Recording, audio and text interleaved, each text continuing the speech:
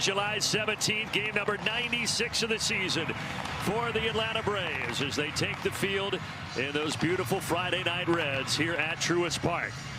Great job, partner. Thank you. That was all written by Gretchen Caney, so you can thank her. You can see the Christmas in July touches out there. Even the camera operators have Santa Claus hats on. But for Chris Sale, he's ready to rock and roll, Frenchie, his 18th start of the season here tonight. Well, look, as you get going in the second half, right, this is where you heard Wiley say he might be, you know, pitching a little more on regular rest. You need this guy right here to do what he's done all year. See that? And Friday night in St. Louis, he was awesome until the rain came. So you know what you're going to get from him, and there's no better guy you'd have pitching this first game than Chris Sale. Let's take a look at the lineup. Skip Schumacher, of course, a couple years as Miami's manager. Was in the front office with Texas last year. Now he's their first-year skipper. And here is the lineup, starting with Foscue, Langford, and then longtime Matt Brandon Nimmo. Frenchie, how about your Ford Keys? Well, look, for Chris Sale, business as usual. I know he had to go to the All-Star game, do all that, but this guy's built for it. He's going to lead this team in the second half. And fresh start for Austin Riley. We saw last year, if you remember, Michael Harris, rough first half, man. He came that second half, started a different approach, got a fresh thing, kept it going through this year. And you need that bat right there to get going. And so hopefully for him, some time away for 4 days. Hopefully he gets back and gets going.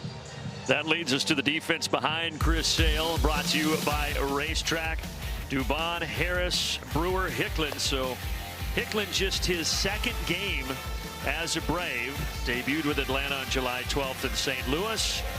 Was 2 for 4 with an RBI double, and he is back out there getting his first start here at Truist Park as an Atlanta Brave.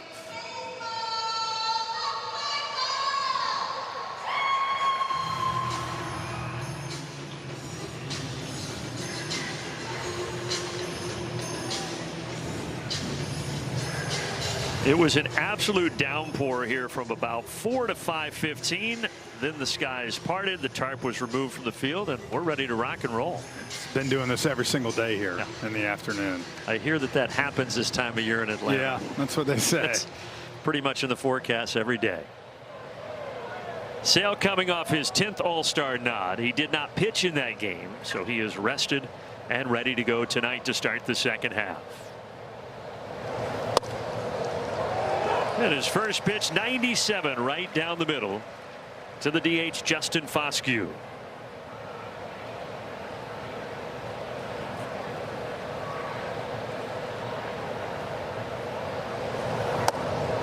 So a couple of first place teams. The Braves have a 2.5 game lead right now over the Phillies. The Rangers are a game and a half up on Seattle, but they are only 2 games over 500. They're the only team in the West above 500. Well, and I think that's, if you look at all the divisions, that's to me the one surprise. I thought Seattle after what they did last year, and so, but the Rangers are right there. They found ways to win.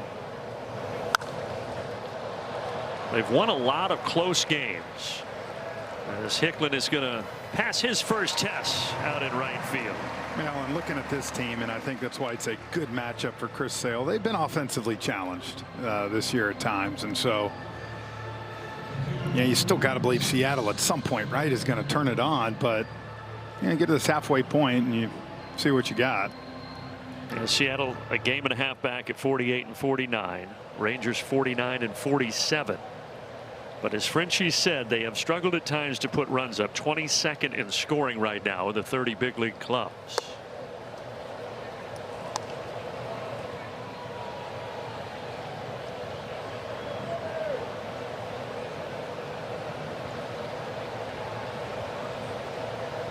'24-year-old Wyatt Langford, third big league season. He's ahead of that and over into the well, a ball and a strike.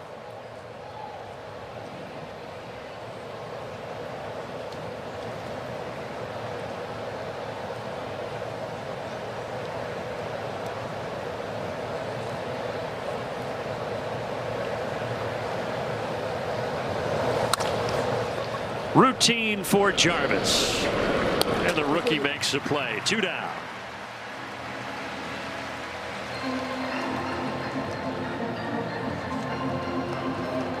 Field looks good. Field looks great. Philadelphia had to deal with Oh, did you see that last night? Well, their field didn't look great. Now, obviously, but the air quality did not look great. They actually moved that game up an hour last night because the air was only getting worse as the day went on.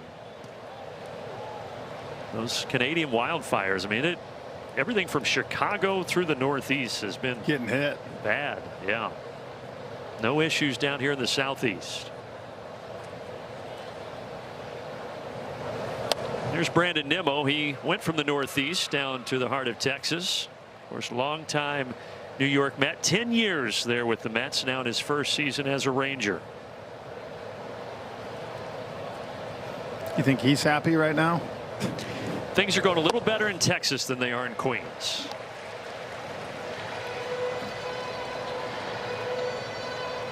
You know, you talked about surprises. I didn't necessarily think the Mets would make the playoffs. I did not see them having that rough of a first half as they did. But you're the Mets fans this weekend, right? Yes, playing the Phillies. Yes. So try to help out. And they took care of business last night. Then they get tonight off, and then game tomorrow and Sunday. I'm sure the players were thrilled about playing last night. A little shortened all-star break for those boys. 1-2 pitch. Nimmo fighting for his life with 99 there from Sale.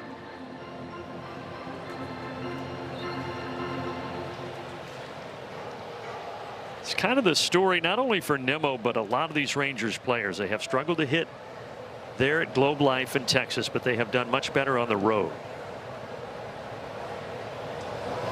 I mean, those are some big home road splits there.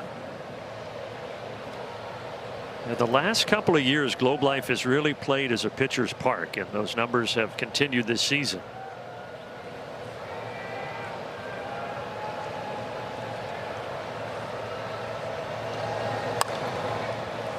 Little pop. Oh, yeah, Sam's going to catch it. Tom Glavine would be proud right now. Pitchers are athletes. Bravo's coming up. They're laughing everywhere. I mean,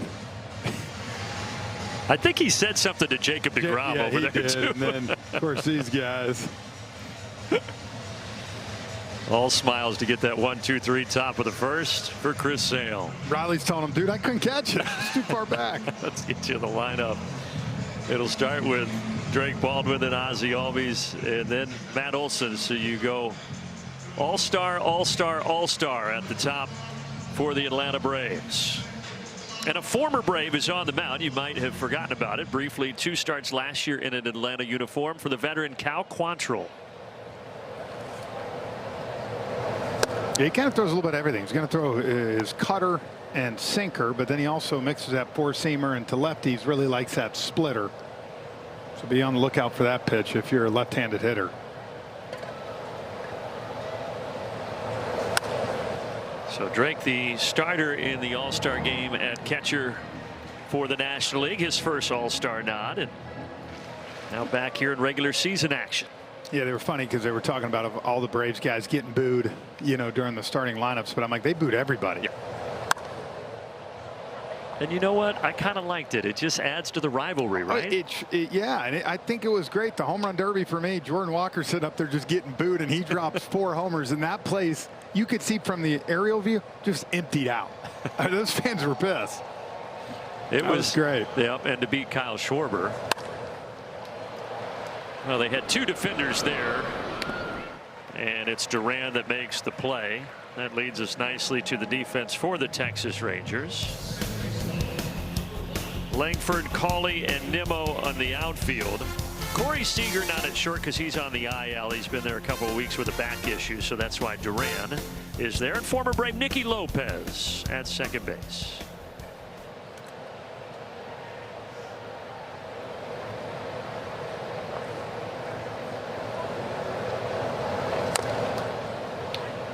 So I was down before the game talking to Eddie Perez, and Ozzie comes in. There was rain, so the tarp was on the field, so they were hitting underneath. So we're all sitting there chatting.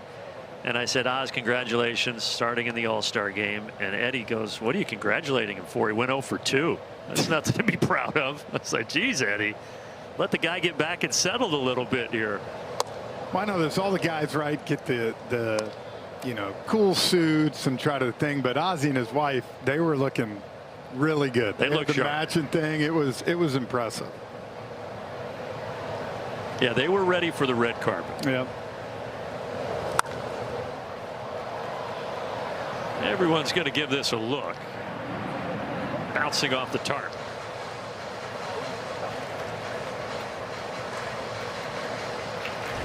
Here's what you're talking about, Frenchie. I mean, they had it matching, right? Yeah. I assure you that Ozzie had nothing to do with that. I can guarantee you that. No, he just looked and said, okay. Yeah, he said okay, and it was a good decision.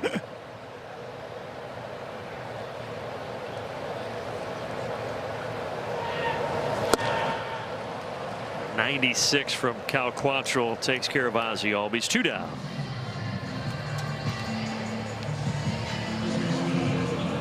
So now Matt Olson, Zaxby's Who's Got the Sauce? Matt Olson against Cal Quantrill, 4 for 10 in his career with a couple of extra base hits.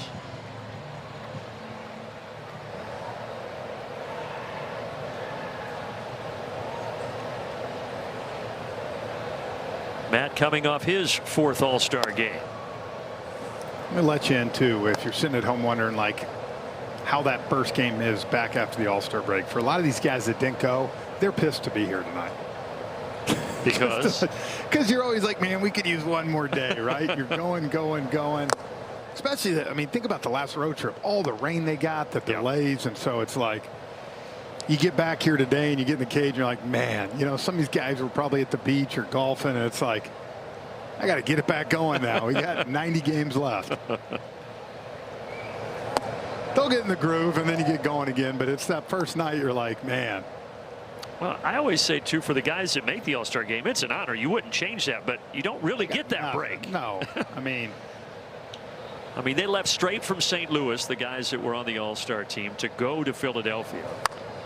Yeah, you're either getting back, depending what, if they took a charter flight home, you're getting back late Tuesday night or mid-morning Wednesday, and then it's like you got to be here at the park today on Friday. So for those guys, not a lot to do.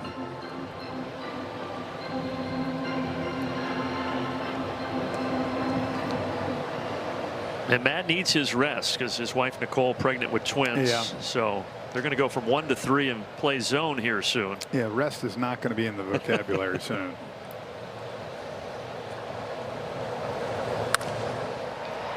And that eats up Nicky Lopez and gets out to right field. Kind of a tough in-between bounce, and Olson is the first base runner tonight. We're going to take a look at this. I think it might have just hit the grass, and you got to remember with all that rain, see, there's that split. That rain, if it hit the outfield, let's take a look here. That ball skipped. Now off the dirt, but even off that, you can tell shot right past him. Just under his glove. Remember, Nicky Lopez spent the end of the 2023 season here with the Braves. But they do not give him an error. It is a single for Matt Olson.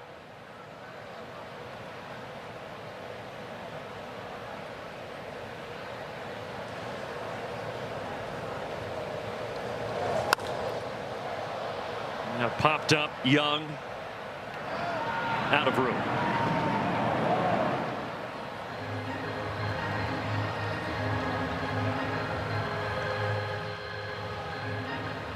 See that note at the bottom. It's been a good July. It's been a good season for Michael Harris. You'd have to figure that he just missed being an all-star with the numbers. Again, I think I said it on the radio a few weeks ago. He knows he's an all-star, and there's always going to be a few snubs every year.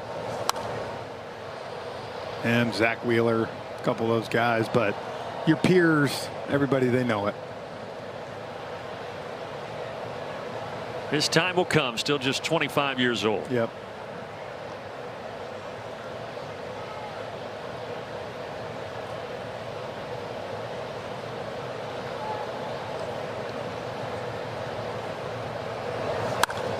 Line drive to left center. How far is it going to roll? Almost all the way to the track. Olson is going to be held at third. A double for Michael Harris to start the second half of the season. Well, always with Michael, anytime you see him shoot that gap there, that's always a great sign. Let it get deep, and that you can see just going off the plate. You try to pull that ball, you roll over. Michael just lines it right over shortstop. Needed to travel a little bit farther to score, Matt. And Tommy Watkins told Olson to put on the brakes here at the last second. Give a chance here to Mauricio Dubon.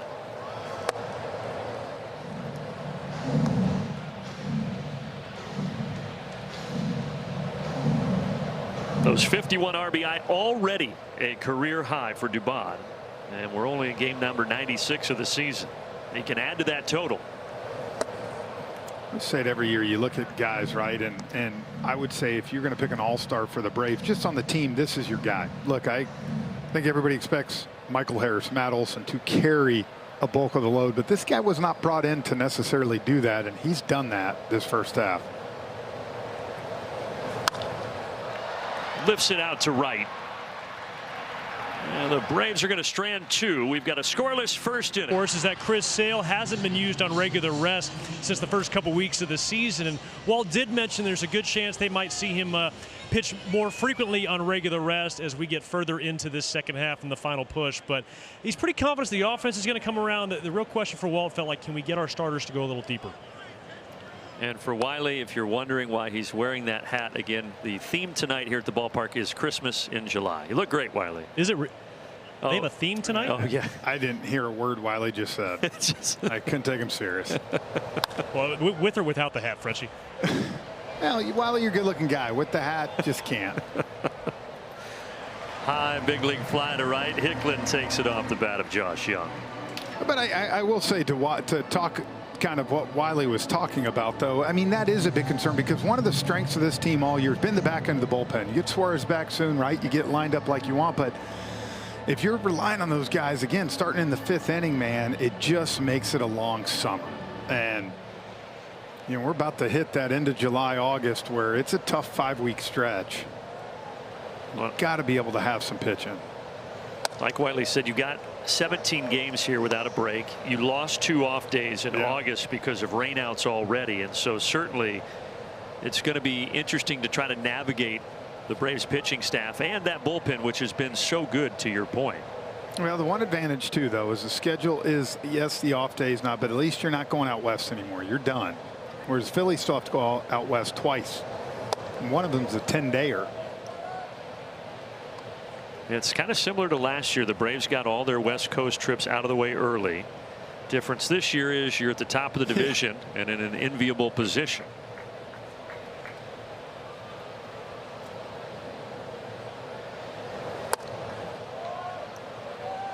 So Jake Berger here is the batter. Another guy that has hit much better on the road. 12 of his 16 homers have come outside of Globe Life Park. Well, you know what that means we can expect? Hitting one tonight? No. Okay. No. Good. I'm glad. One going to go there. Where are you going? They'll be moving those fences in this offseason. You know how that happens. Try to make it a little more hitter friendly. Swing and a miss. Devastating slider from Sale. Takes care of Jake Berger. That was a good one there. Anytime you get 2 strikes and you're a righty, you just keep waiting for this pitch and he throws it, you get it, it just never gets there. And it's so frustrating as a hitter. You can see Berger even cheating. You see that front side kind of open up to get there and still can't get to it. Berger now a 4 for 40 skid here over the last couple of weeks. Trying to bunt. Duran hoping to surprise the defense, but he can't lay it down.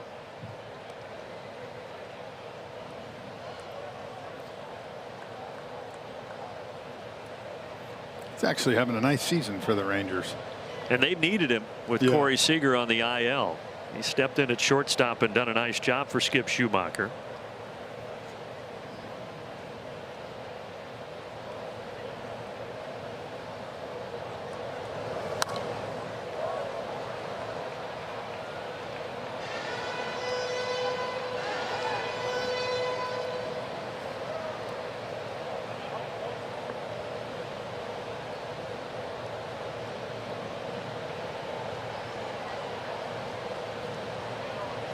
Chris Sale looking for another 1-2-3 inning.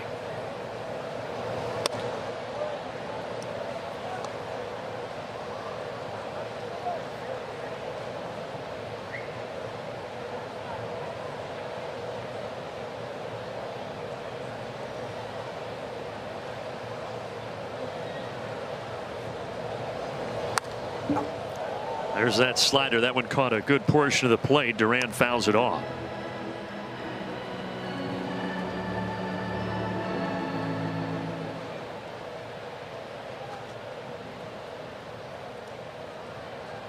And nobody has thrown more sliders in Major League Baseball this year than the man on the mound right now, Chris Sale.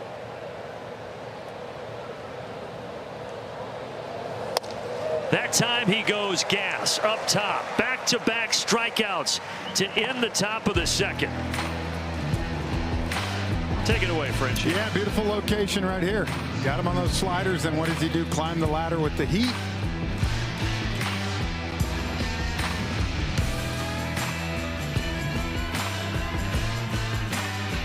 First of a 3-game series. Cal Quantrill dealing a sinker to Dom Smith that he fouls away to start the bottom of the second. 8th big league season now for the 6'3" pitcher Cal Quantrill, former number 8 pick by the Padres a decade ago. And they moved him from the bullpen into the rotation late in June. They've had some injuries. They're going to be getting some guys back soon. So the role for Quantrill may change as they get later into August, but right now he's a starter.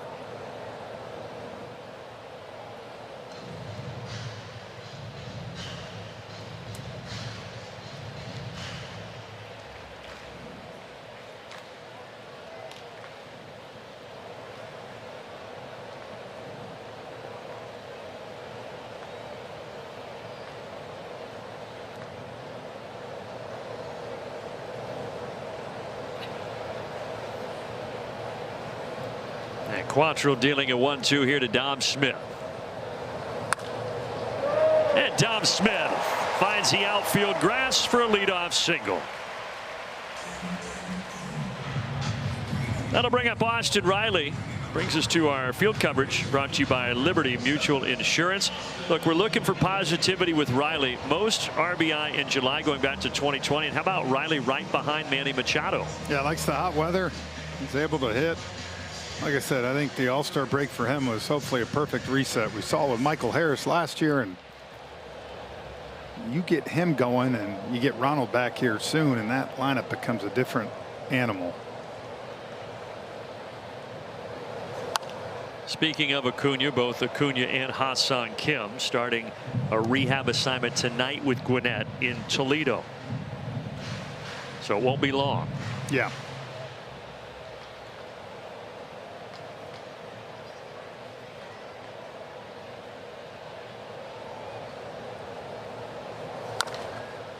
Bouncer to third. It's foul. 0-2.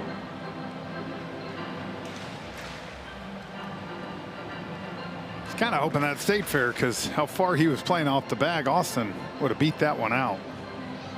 Yeah, once Austin saw it was foul, he decelerated.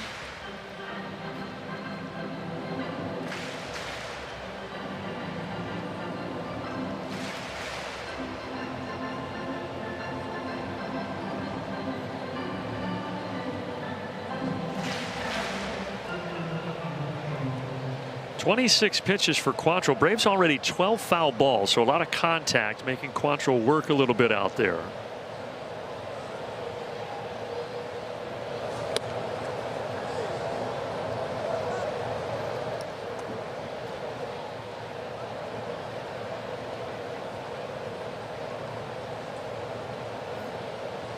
Tom Smith going, I ain't going nowhere. Yeah, he's like, hey guys, I'm staying right here. Diaz bluffing that throw. Riley trying to get a little Texas leaguer to drop, and he will. Pair of singles to start the second for Atlanta. It's a line drive in the scorebook, Jeffrey. Well, one hit hard, right? But again, if you let the ball get a little deep sometimes, Austin's so strong, able to kind of fillet this one over second baseman's head. And for him, it's a lot. I mean, we're past the mechanics, right? It's confidence now. It's mental. It's getting yourself in the right frame of mind every at bat. Hopefully that can help a little bit. So 4 Braves hits now, all of them with 2 strikes. Braves have been so good in that area this year. And here's the shortstop, Jim Jarvis. The corner infielders were expecting a bunt, but Jarvis swinging away. It's like someone asked me a couple weeks ago, what does Austin need to do to get going? I'm like, during the All-Star break, he needs to go to Mississippi, play with his kids, and drink beer. Just forget about baseball for a few days. Yeah. Literally show up Friday night and say, here we go. I'm sure at some point, Frenchie, it's maddening, right? Because everybody's going over the analytics with you. You're looking at your swing 10,000 times on the iPad. This guy knows how to hit. Well, and that's what I'm saying. And everybody's going to show you these, sexy videos of you hitting bombs. It's like, I know I've seen it. I've watched it. I'm trying to get there. And sometimes it's just kind of like we were talking about the movie Forgetting Sarah Marshall. Do less. Do nothing. It all comes back to Forgetting Sarah Marshall. What's the surf instructor's name? Keanu? Keanu. Keanu. A lot of pain in those eyes.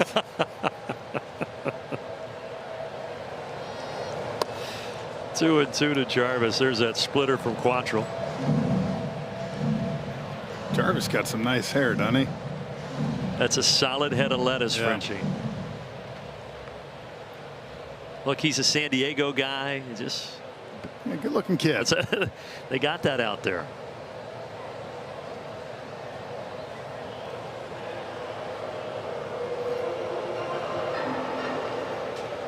Tenth big league start for the rookie Jarvis.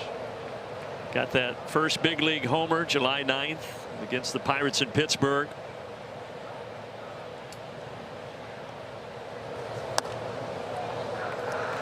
Off the outside corner. Trell was looking like he wanted a challenge. I wish he would have. That ball was off a good bit. Home plate umpire tonight, by the way, is the crew chief Chris Conroy, veteran. You're not gonna fool Chris. He worked game 1 of the 21 World Series. He was the home plate umpire, so maybe some good juju for the Braves.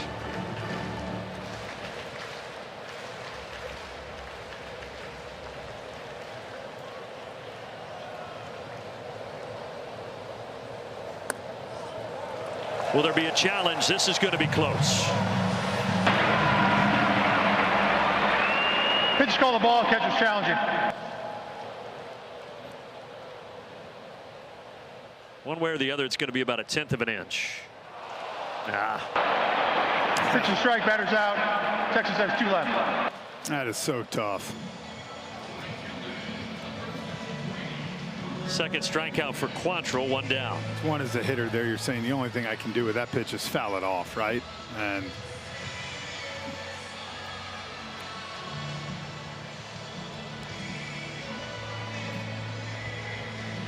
so a frustrating moment for Jarvis, and now on to Brewer Hicklin, just his second game with the Braves. And he only had 10 total big league games prior to coming to Atlanta. First pitch comes up aggressive. He's going to fly out here to the center fielder, Cawley, 2 down.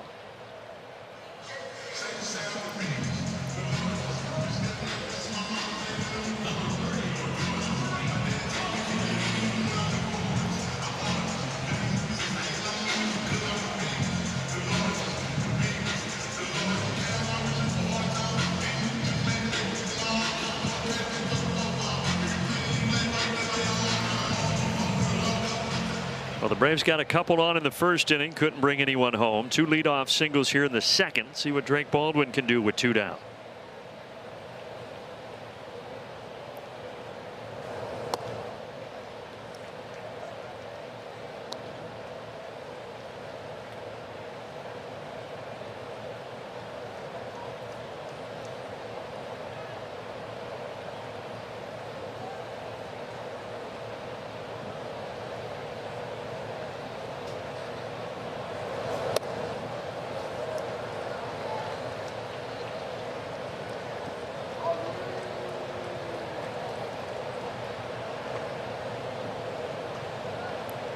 trying to land that cutter to these lefties back door right now.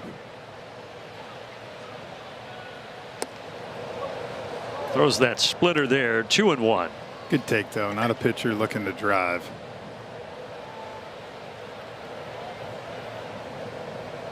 But that cutter and sinker, those are the top two. Then the four-seamer and the splitter, and then he'll mix in the curveball occasionally. It's going to be pitch number 40. It's a cutter again, but Drake couldn't stop his bat. At least now you got 2 strikes, 2 outs, and with Dom at second, he's probably going to get a little bigger lead going contact, so hopefully he can score him on a base hit.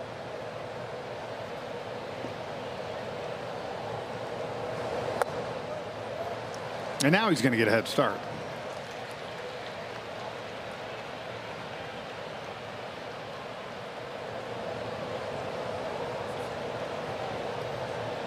Drake Baldwin, such a good start to the season, then hit that lull after the injury, but he did heat up a bit going into the break. 321 in his last 8 games with 7 driven in. Trying to carry that momentum over. Fouls away the 3-2 sinker. I don't care how good of a hitter you are, when you miss time and a little bit extended time and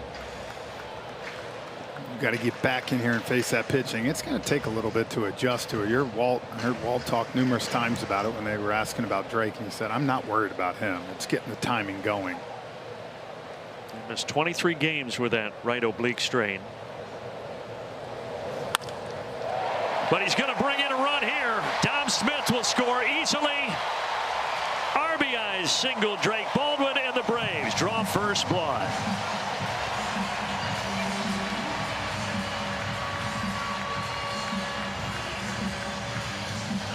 That's doing your homework, right? Drake has noticed he's not come in too much and challenge you. Kind of same thing you saw Michael Harris. He took that ball up and just shot it the other way. Especially with the runners going there, knowing all you need is a single to score them.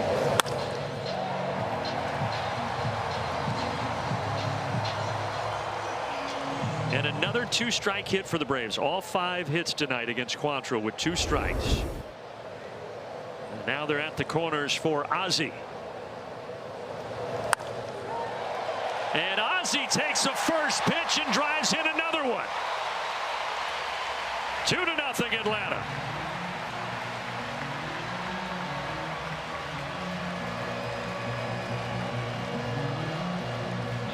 Well, that was the first pitch there, but you talk about the 2 strikes, all the other hits. Quantrill's not a guy that's going to overpower you with stuff. So as a hitter, sometimes you can see Ozzie, like anything, you're probably smarter to throw Ozzie a fastball down the middle than throw that pitch. I mean, Frenchie, that was like a pitching wedge. That's what he does. He's able to hit those balls, but these hitters are doing a good job of seeing pitches, right?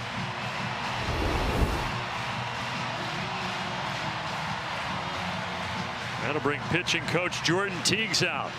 Yeah, I'm thinking about it. The first 2 months, couple weeks, this is what you saw. You saw some runs early, right? Give your pitching a little bit of a lead.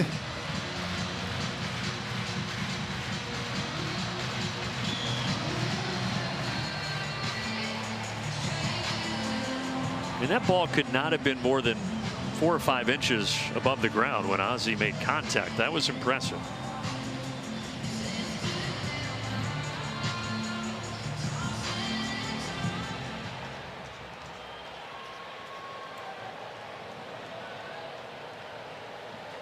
And now 2 on for Olson.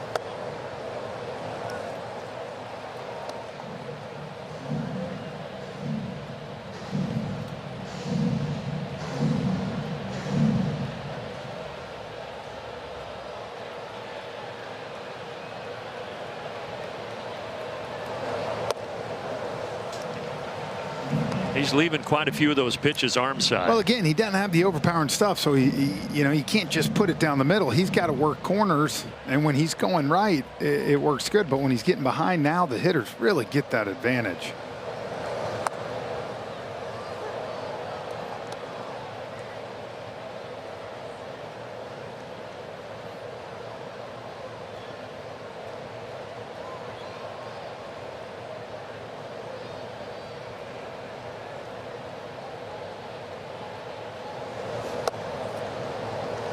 Another one out there. 3 balls, 1 strike.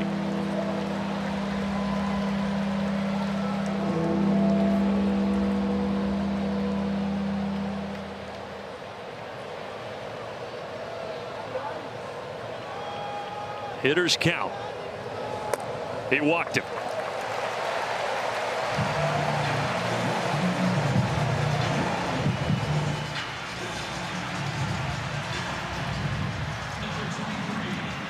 Well, you know, the last thing Skip Schumacher wants to do is have to go down to that bullpen early here, but right now he's showing no ability to get the ball in on any of these lefties. So again, if you're Michael Harris right there, you're looking for something out over the plate. You're not worried about in.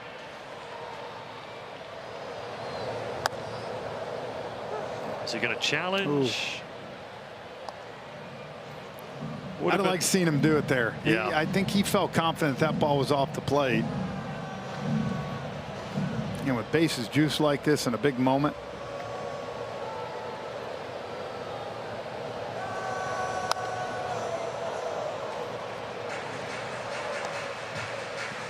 He tried to come in there, and even that pitch, though, even though it was 95, you could see Michael was on time, just fouled it back. Harris doubled to left center last inning. He does that here. It'll be 5-0.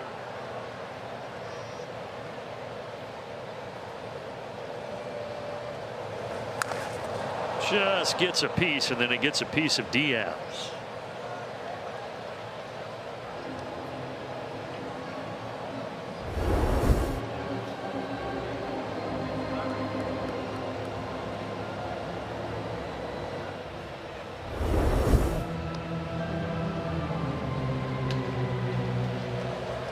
Quantrill is over 30 pitches this inning. There's nobody throwing right now in the Rangers bullpen, but a hit here could change that.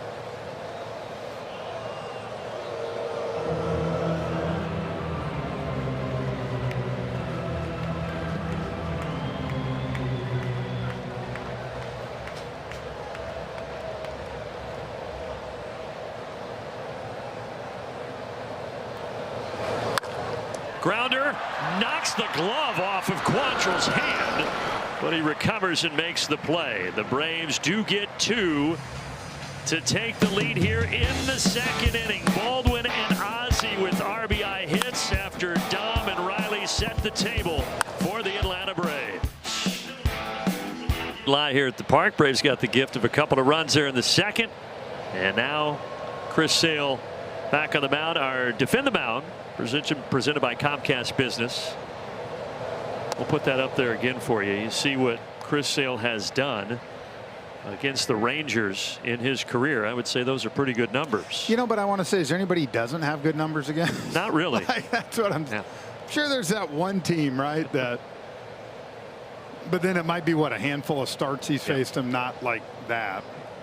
And if you go back to 2015, his last 8 starts against the Rangers, he's 6-0 with a 1.14 ERA. Yeah. I'm sure Texas was hoping he'd get in the All-Star game and log about 4. Yep, but that did not happen. No. And we're glad that he is on the mound tonight.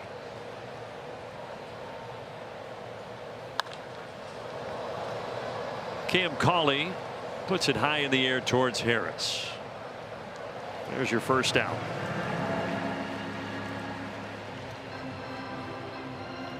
Now there's the last 5 against the Rangers for Sale. He didn't start against them last year in Texas. He pitched against them 2 years ago here at Truist Park. Got the win over 7 innings. I got a trivia question for you. Who do you think Chris Sale's highest ERA is against? I think it's against the Athletics.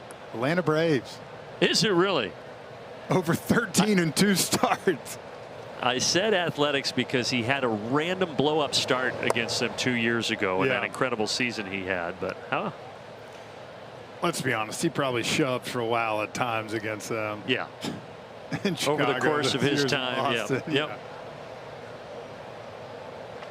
3.29 against the A's. Yeah. Which for Chris Sale, that's actually a bad number. I just looked it up. I know you did. You got all your numbers over there.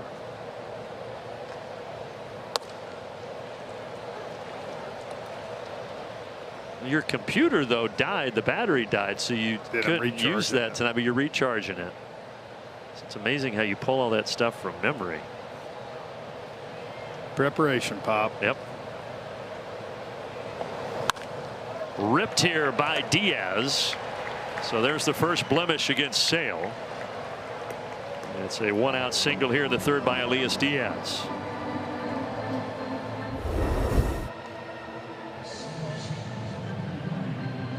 Man, when you're facing Chris Sale, that's the pitch you want to hit. Fastball a little bit out over the plate at 94, not 98. Diaz takes advantage now, the bottom of the order. And the 31-year-old utility infielder Nicky Lopez. Lopez made 19 starts as a Brave back in that 23 season when he came from the Royals at the deadline.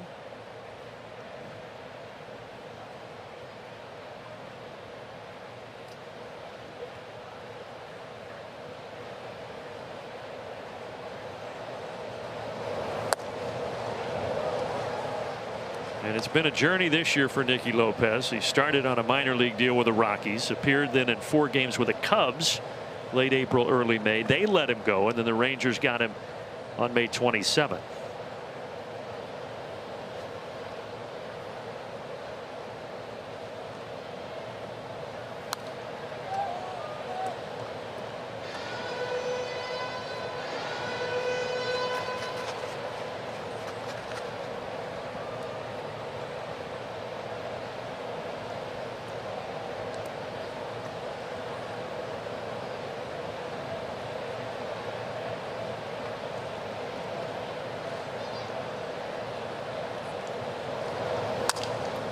Sounded like a broken bat, and over into the Rangers dugout. Everybody's okay. And when you're lefty facing Sale, that's a win. You get to see at least another pitch.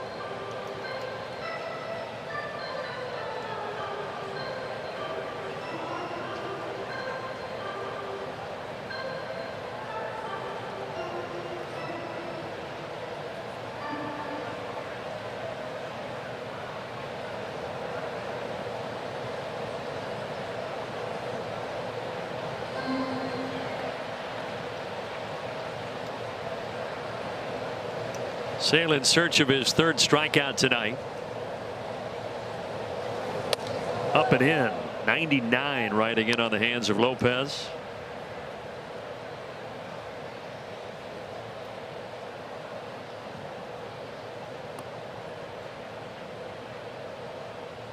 Hey, look who's here. A couple of Jones boys. Look at that.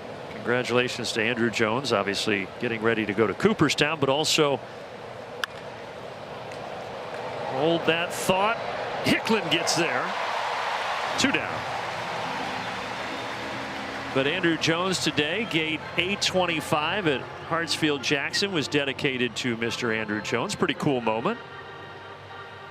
I don't know. Does that mean that's where we're going to fly out of? Look, I think that he deserved his moment. Now we take the plaque down and move on. What do you think? No, it's awesome. Andrew looking nice. It does. Good a nod on that tie. I'll be up in Cooperstown with him this weekend. Yeah, you're going to have a big contingent up there, right? Yeah, it'll be a good one celebrating him. You know, the first gate we're going to get is going to be 825. Yep, Andrew had Derek Schiller, Mike Plant, Brad Jones, Jim Allen, Abu with him there today. He knew those guys would all be there, especially Abu. He finds his way into all the Andrew scenes. Chipper's got a couple golf buddies down there. Riley charges. Fires across. A single but no damage in the top of the 3rd against Chris Sale.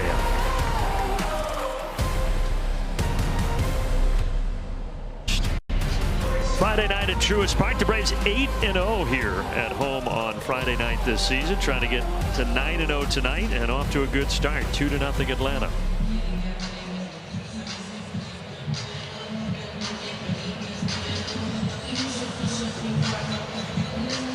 5, 6, 7, starting with Mauricio Dubon.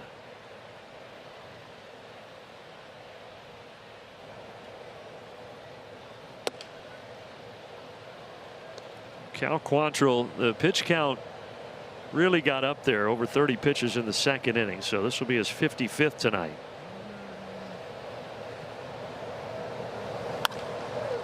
Grounder toward the middle, and it gets through out into center field.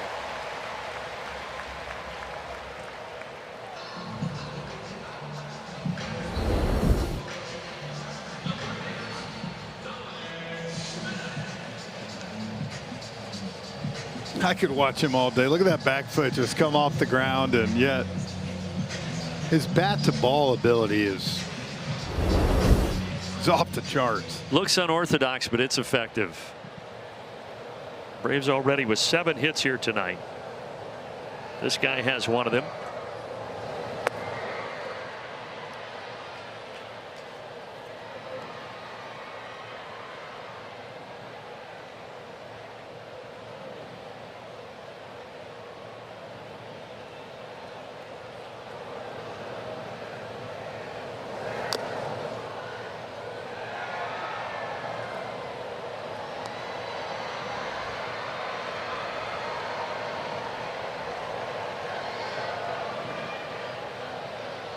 Quantrill made his big league debut here in Atlanta when he was with the Padres way back in May of 2019. Also faced Atlanta when he was with Cleveland a couple of times last year with the Marlins before the Braves got him late in the season.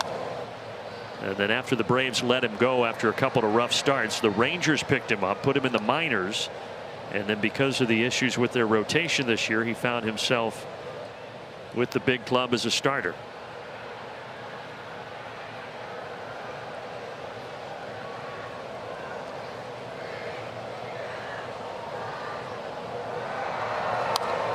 When they're healthy, though, it's a solid rotation. Of course, they've got DeGrom, they've got Eovaldi, but they're going to get Cody Bradford and Jordan Montgomery back soon, and that could really help them going toward the postseason. Well, look, Corey Seager's out right now, right? So it's a big bat out of the lineup. But for the Rangers, I mean, this team's built at this point that they're going to try to win with arms, right? And Skip Schumacher hoping when Seager gets back, you have enough to score some runs. It's kind of what they've done.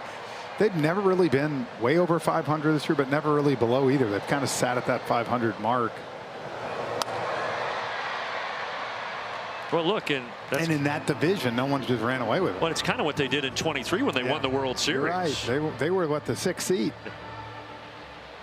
And then they went on that magical run.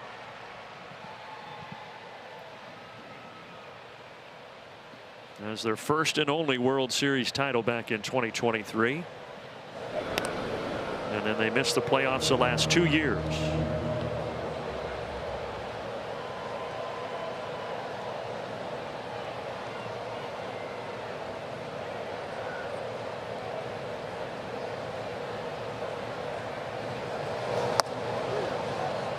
No question about that. Dom Smith down looking, 1 away.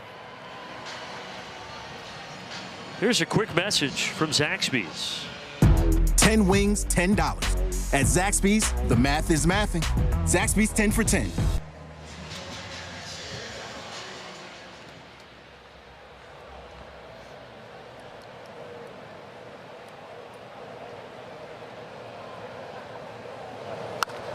Sharp grounder. Young to second for 1, and it's a double play. 5-4-3 to end the 3rd inning. Legend Andrew Jones, July 30th, first 15,000 fans receiving a bobblehead in celebration of his upcoming induction. Cooperstown fans can also take a photo with his plaque and enjoy a special on-field presentation honoring number 25 before the game. Go to Braves.com/promos to get your tickets. Look at the Birdman. And Birdie's here. Enjoyed chatting with him before the game up here in the booth. He was busy. He went up to Philadelphia, represented Braves Vision at the All-Star game. I think he's going up to Cooperstown too. He'll be up there. Snit's going, right? Yep. Snit and Ronnie. Gretsch. Gretsch is going. Katie's going. I'm jealous. It's going to be a good time. Shooter Sean's going to be there in Baltimore. Well, FOMO. By the way, we're going up there. It's all work. Yeah. If by work you mean play, you're absolutely right. I heard there's no alcohol though that weekend up there in Cooperstown. It's a dry town on the weekend. Yeah. So BYOB. By the way, look at this Andrew Jones bobblehead. Did you see that? That thing is awesome. I do like that. That's cool. That is It's a perfect picture of him, too, the bubble blowing. That's how easy it was for him in the outfield. He hardly had to dive, though, because he would always get the ball standing up.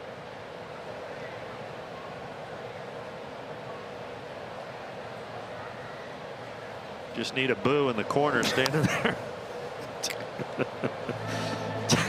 2-2 to Wyatt Langford.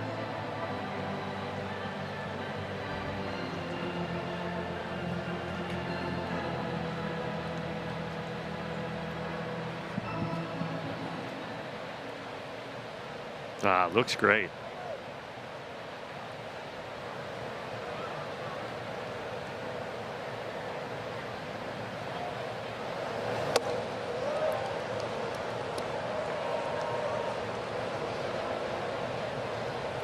Just one hit so far off Chris Sale. A couple of strikeouts as he works here in the 4th inning. Facing Wyatt Langford, who was the number 4 pick back in 2023.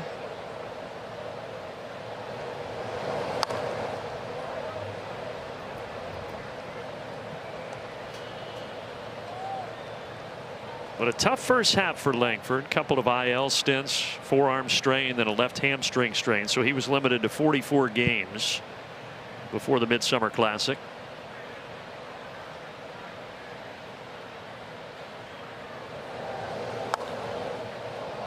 Another foul ball on the slider from Sale.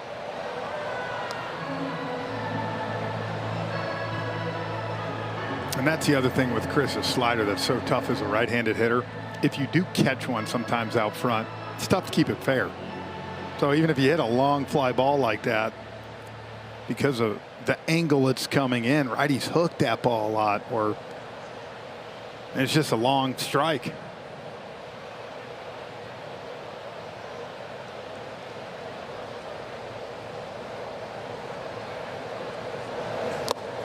And then he goes with 97, and Langford is down on strikes.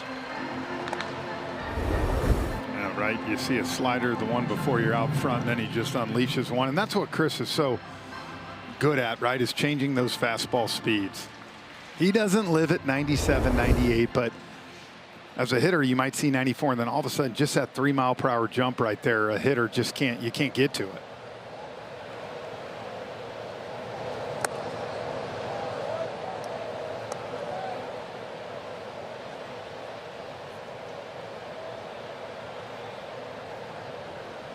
Brandon Nimmo hit the ball in the air on the infield. That's that play where Chris Sale ran into foul ground to make the catch back in the 1st inning. This time it's to shallow left. 2 away.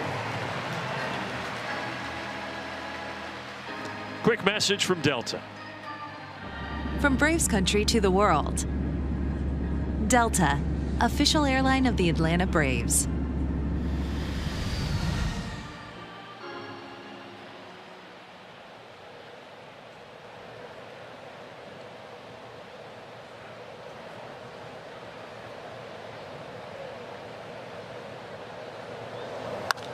And Josh Young comes up swinging, gives it a ride to center, but Harris brings it in. Chris Sale with a 1-2-3, top of the 4th.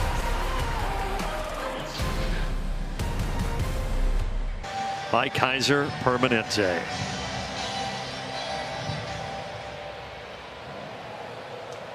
Back here at Truist Park for the bottom of the 4th. Atlanta on top 2-0.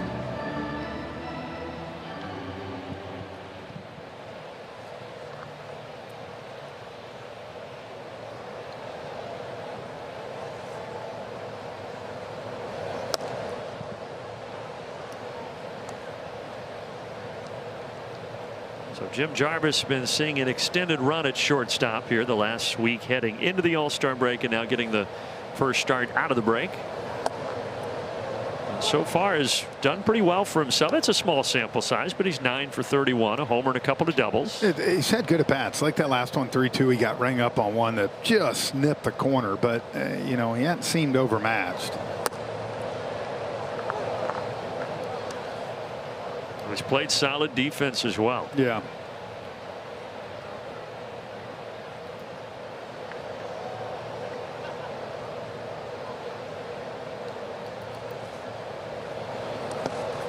That one way in front of home plate.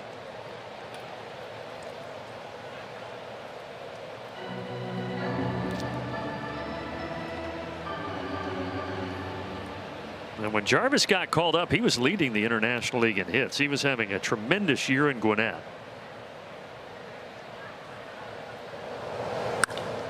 And there's another hit for him. Solid single off the cutter from Cal Quantrill.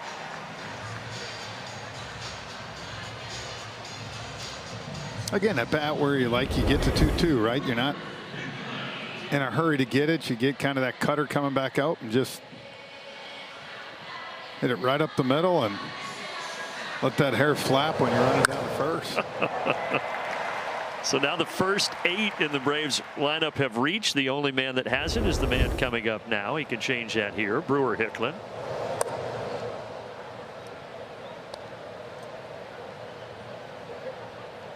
When you were at Parkview, did you ever let the hair get a little long? Did you get a little mullet going in the back? I got a little bit, yeah. But the top part, it just doesn't lay down like that. I mean, that's a gift. You know. But your photo shoot with that shirt that says hot on the front. I had a shaved head at that point. It's good luck. It's all the whole ensemble. It's good luck. Did you ever have that flow with your hair? Not really.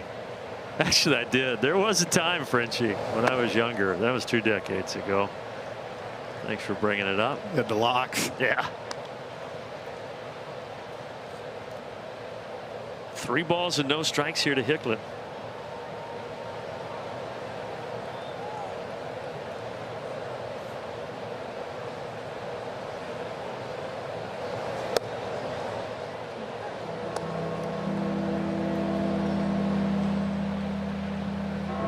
Hicklin got the call up from Gwinnett a couple of days before the break when Mike Yastrzemski went on the 10-day IL with left elbow inflammation.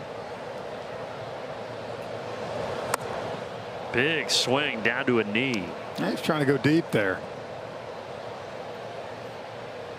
Yeah, look, got that start that Sunday. Was able to get an RBI double, and yeah, that's what you need. You need depth. You need guys to be able to come up and expect them necessarily to be superstars, but to be able to contribute and put good at bats together. And he was great in the post-game interview after that ball game against St. Louis, talking about how, look, he's 30 years old. He's only played now 12 games at the big league level, but he grew up in Huntsville, Alabama. He was a huge Braves fan, so he had dreamt as a kid of putting on that Braves uniform, and that was an emotional moment for him the other day. You had to know that had to be a nice all-star break, right? You have a good game, you get a little break, and you know you're coming back here and you're going to get an opportunity for a little bit.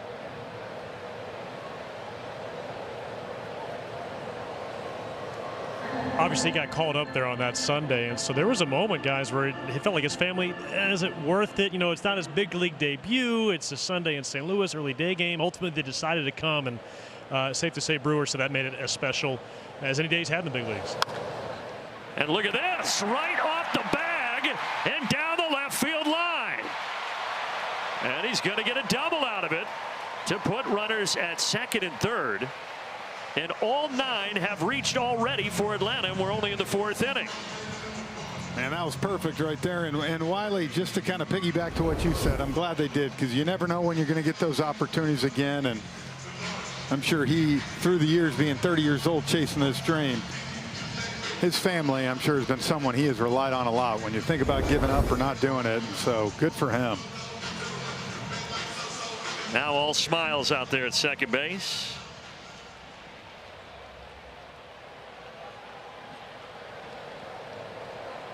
Infield kind of at middle depth here with Baldwin at the plate.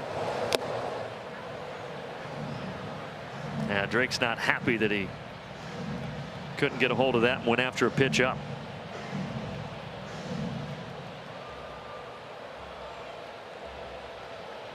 But you do not see this often. The Braves with 9 hits, 1 by each guy in their lineup.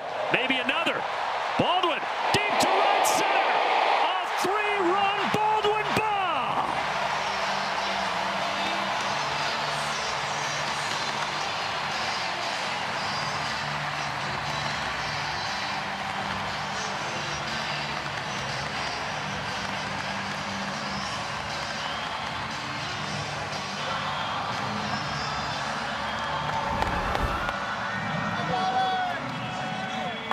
Well, Drake had been so good this game going the other way up the middle. And that time he got a split that just hung in. He didn't miss this. That ball was driven into the Braves bullpen deep back there off the wall. What an effort by J.P. Martinez out there. That was funny. Gotta be a little quicker than that. But what a bat, and looking like kind of the first team we saw the first 2 months. Yep. Right? And the Drake Baldwin we saw those first couple of months as well. Ozzy's 1 for 3.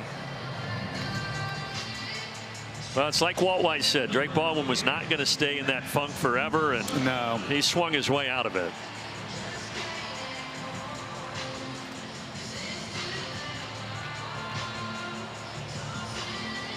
And credit the bottom of the order. Jarvis and Hicklin, they set the table there for Drake Baldwin.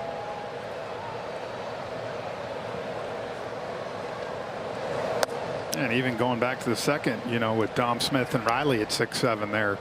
Got those 2 singles and were able to come around on Drake and Ozzy's hits.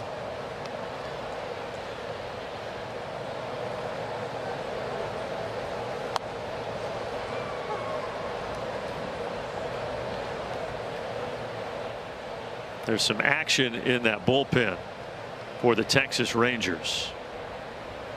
Emiliano Teodo is warming. And if he comes in this ball game, it'll be his big league debut.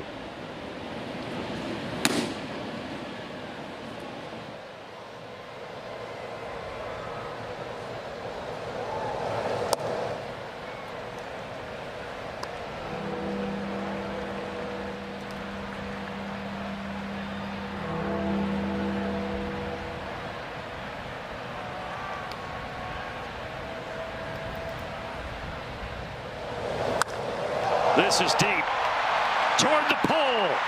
It is fair, and Atlanta now has a 6-0 lead.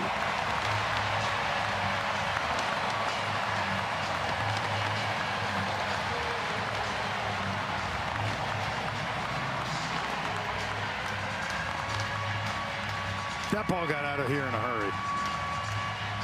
Almost 111 off the bat, 420. Oh, I mean, right where you want it, down and in, where Matt can get that swing and just drop the bat head.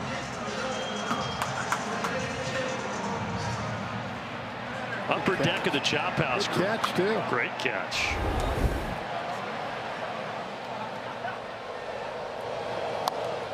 Well, you predicted 4 Braves homers tonight, halfway there.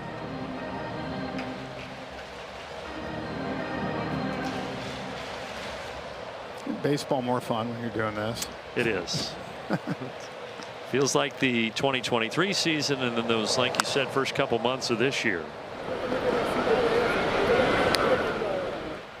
Let's see the catch in the chop house. It's worthy of another look.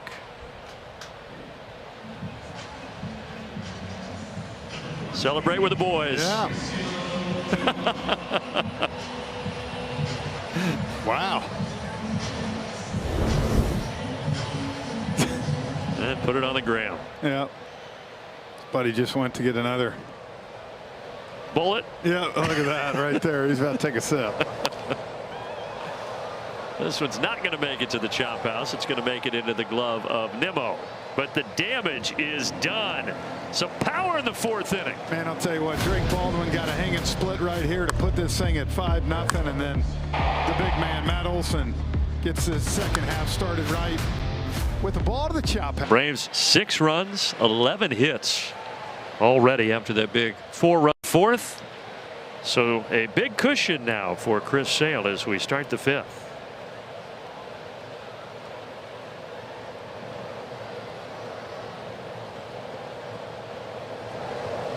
The 11 hits that Cal Quantrill has surrendered so far, that matches his career high, and the only other time he has given up 11 hits was against the Braves during that historic 2023 season when he was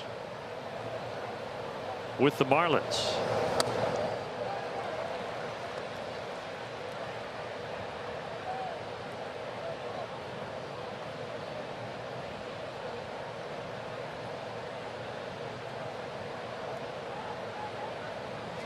1-1 here to Jake Berger, who struck out in the second.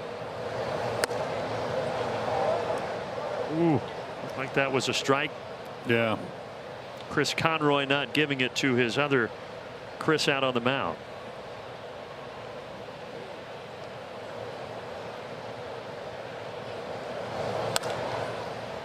Backhanded by Jarvis. Plants and fires a strike to Olson.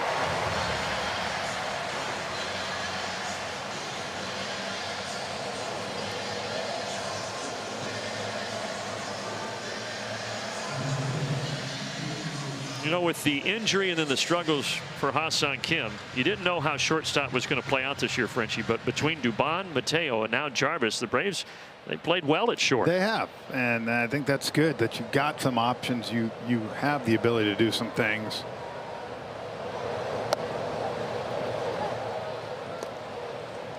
You said it, though, with Dubon, the ability to play him all over the place, infield, outfield, and with what he's produced offensively. I agree. He's kind of that diamond in the rough MVP, if you will. And he's been able to do it all, every position.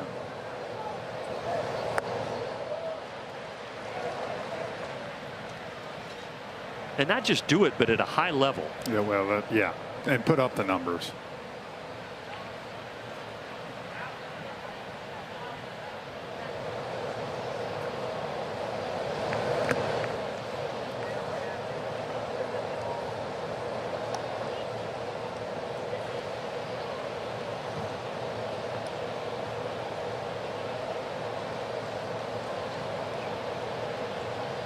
Ezekiel Duran struck out swinging back in the second.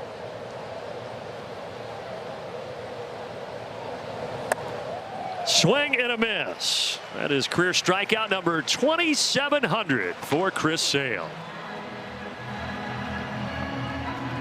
And seems to be no signs of slowing down.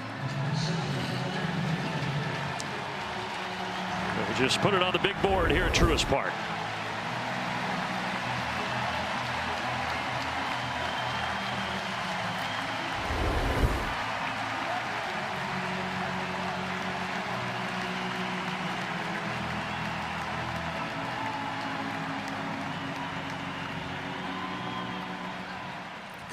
Chris just gave a little wave to the crowd like, I ain't finished yet. Let's do that when I get to 3,000. It is impressive because the days of seeing people get close to that number just are not going to be that often. And interesting that at 2,700 strikeouts now, he's in 27th place all time. Little ways to go to get to Nana, and then of course Cy Young at 25. A lot of guys across the league saying I was a part of some of those.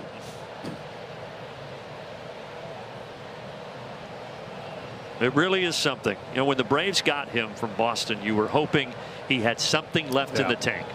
After all those injuries he dealt with there during his Red Sox tenure. And I always keep saying, I said, you know, those Boston people, every time he does this, got to be thinking. And Chris has been very vocal about feeling awful that he couldn't do it. It just, you know, it happened when Alex pulled that trigger and got him down here. He's been able to stay, for the most part, healthy and dominant. Of course, the Cy Young, his first year here in Atlanta in 24. 10th All-Star nod this season.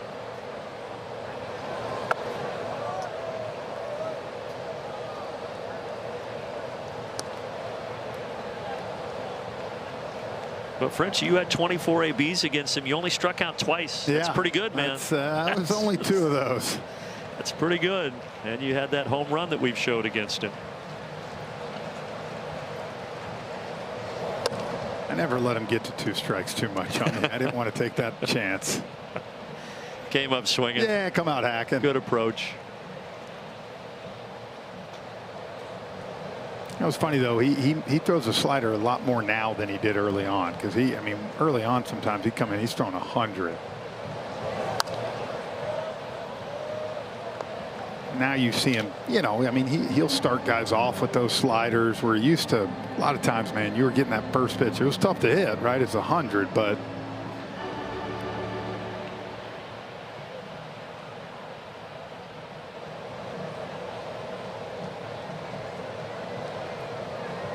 Looking for another K here. There is 2-7-0-1. It's the slider to get Colley. So he got Duran for 2,700. The next man, Duran, is victim 2-7-0-1. What a play. That is the Atlanta Braves' 9th overall pick, making his first visit as a Brave to Truist Park. 21-year-old A.J. Gracia out of the University of Virginia. Arrived yesterday and had a chance to get a tour of the full facilities along with the Vice President of Amateur Scouting, Ron and Shaw. And, you know, guys, I had a chance to talk to A.J., and one of the reasons he was so excited to join the Braves organization was that he feels like they're among the best developmental teams in all of Major League Baseball. And when you look at the lineup, he pointed out 5 of the 9 guys are homegrown when you include Ronald Acuna Jr. So he felt like this is an organization that he cannot just be an asset to, perhaps see guys move to the trade deadline, minor leaguers, things like that. He feels like this is a place he can really ascend to the big leagues and have a career here. I'll tell you what, not only with Gracia, but you go down the list, the Braves, according to the people that are objective about this, the analysts who don't work for the Braves, they felt like the Braves had one of the best drafts of the 30 teams. So hopefully some good signs for the future here for Atlanta.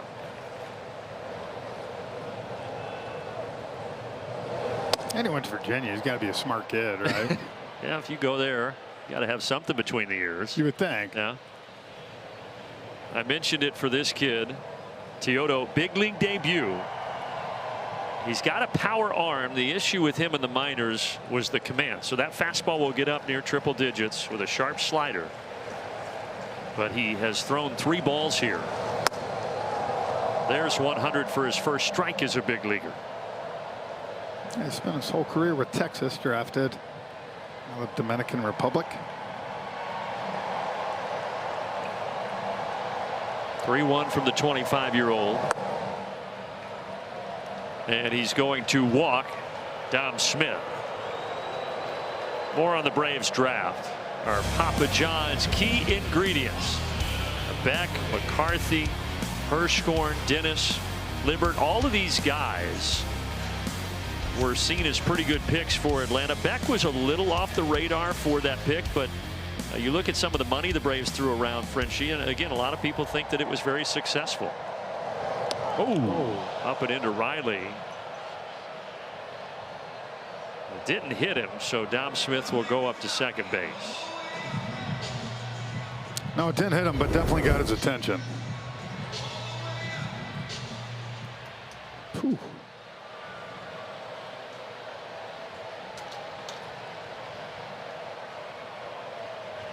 Well, we say this a lot with young pitchers who come up throwing 99, 100. But unfortunately, a lot of them don't know where it's going. Wow. You got to be careful up there.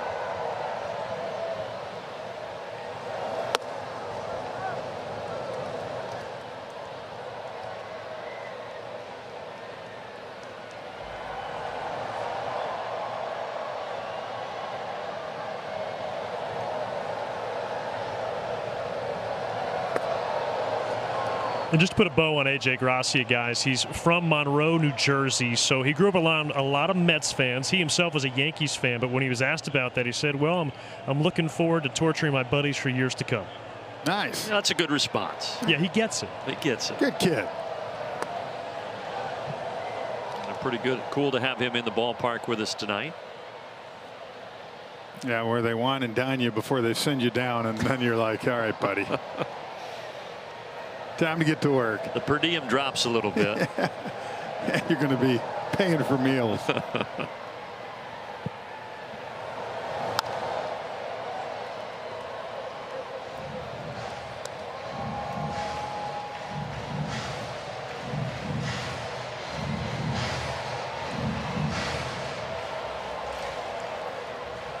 Riley a single in the second, bounced into a 5-4-3 double play in the third.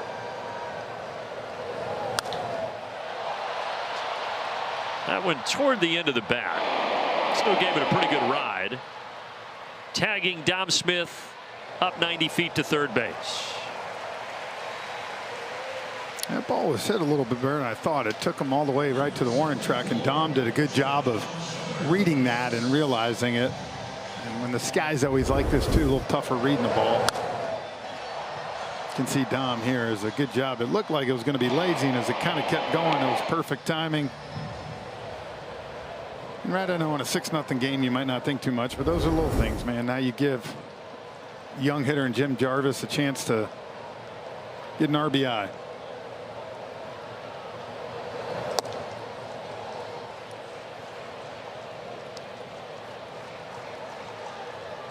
Well, Braves had no trouble with Quantrill, putting up 6 runs against him in 4 innings. Now trying to get a run here in the 5th against Teodo.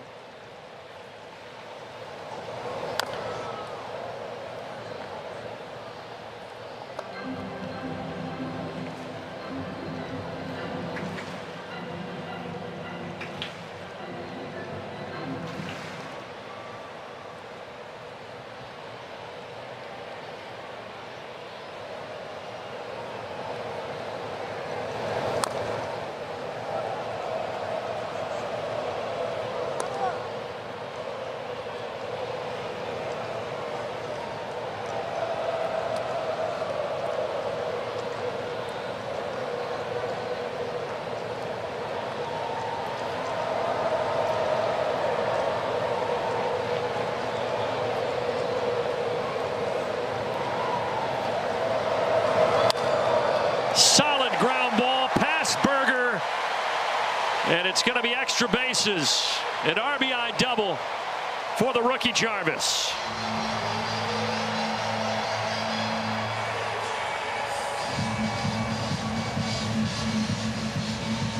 Yeah, another good sign, right? You got a guy throwing 100 miles per hour, and to be able to take an off-speed pitch right here.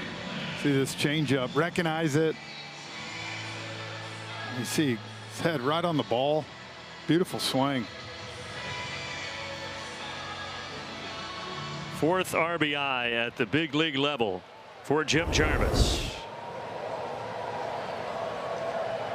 And now Hicklin with a chance to get his 2nd big league RBI, but this one's going to go foul.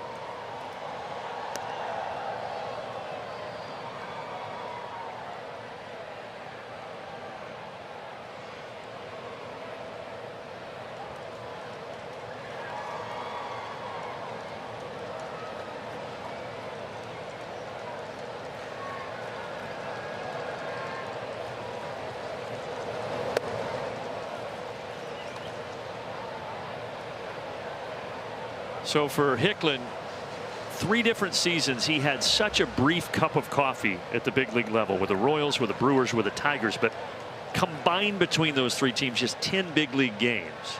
So waiting for that first extended opportunity. He hits it sharply, but Lopez is going to make the play.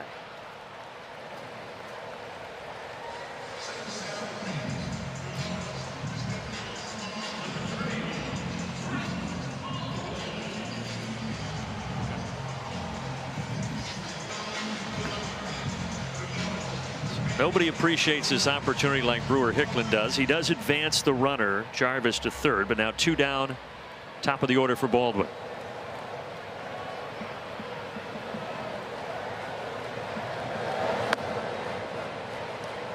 Last inning, Drake with that 419-foot homer into the Braves bullpen.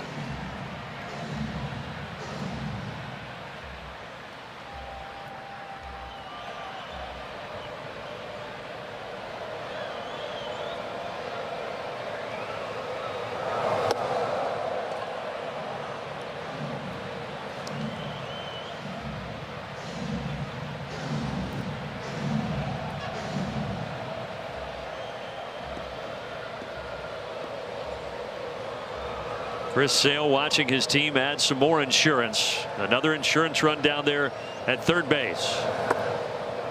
A 3-0 count now on Drake Baldwin.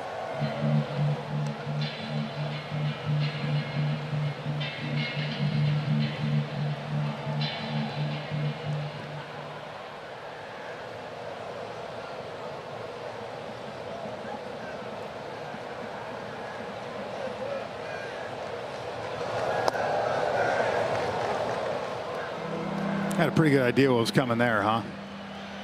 Good time to take, though. Yeah, for sure. You know you're probably going to get the same pitch here, 3-1.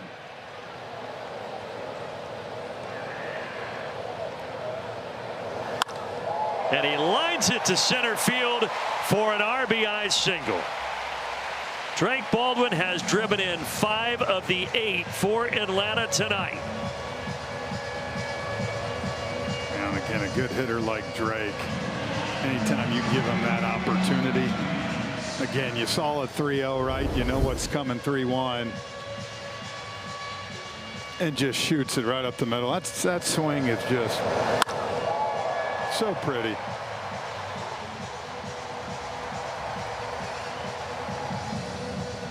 And a lot of smiles for the guys in red tonight. A message right here from Kia.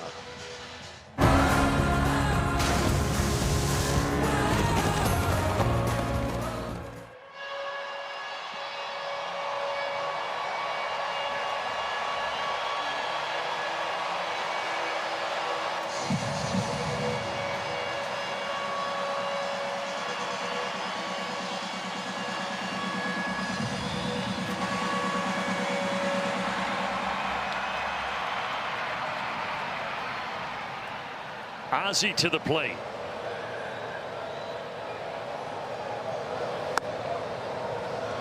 Eight runs on 13 hits for the Braves. The Braves have had 15 base runners tonight. The Rangers have had 1 against Chris Sale.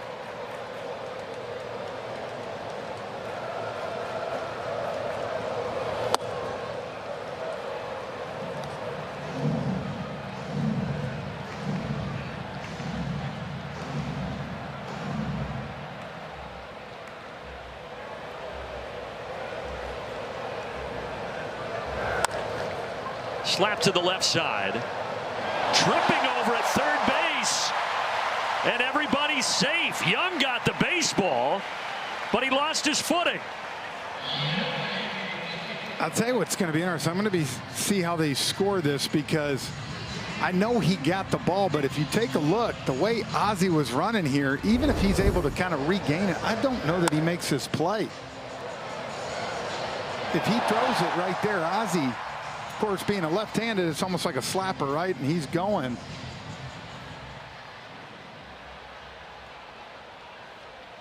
Yeah, give him a knock. Yeah, they give him a hit. Yeah, why not? 14 hits now for the Braves tonight. We're only in the 5th inning. Again, any other maybe player on our team is probably not going to beat that out, especially even guys from the right side, right? But with Ozzie, he's kind of moving when he hits sometimes.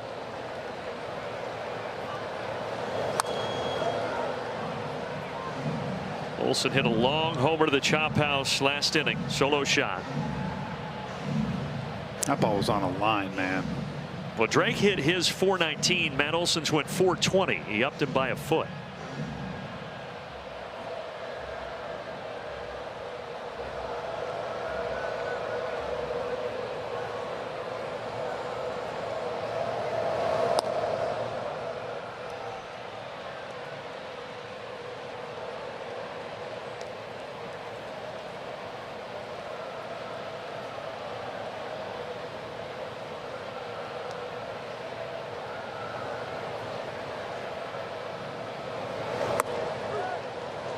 Called strike. I think Matt's going to lose this challenge. Pitch called a strike. Batter's challenging. This challenge is powered by T-Mobile, and it is a strike to end the 5th. But the Braves get a couple more runs to go up 8-0.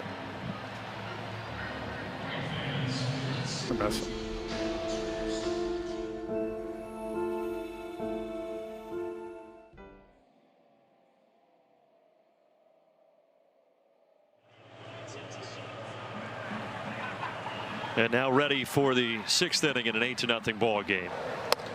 And I'll just kind of put a bow on that, Frenchie. You could not have done that any better. What a tribute. I just really enjoyed you sharing all the stories you did about him before the game with Birdie and I and Wiley. And seemed like a very, very special man. Well done. I know it's been an emotional day and an emotional week here for you with his health declining. But thanks for sharing that with all of us. Yeah. I appreciate it. It was rough, but As some of his closest friends told me when I talked to him on the park today, you know what he'd tell you. You got a game to call tonight, son. Lock it in. And but like I said, it was special to be with him last night and to have my son there. So thank you. And now he's watching tonight with his wife from a better place. As Chris Sale has been pitching a gem for Atlanta, as he often does. Just one hit surrendered so far through 5 innings.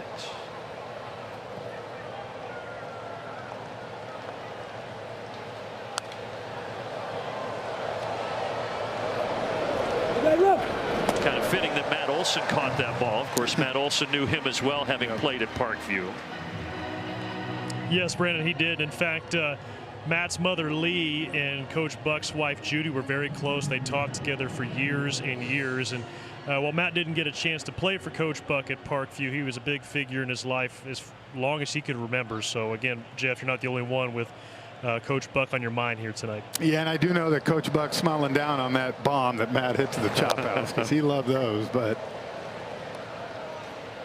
I'll say it was cool when I walked out of the room last night. There was a picture of Judy, who was over 50 years they were married, and said a piece of my heart is in heaven. And I thought, man, well, now he's with her and in a much better place.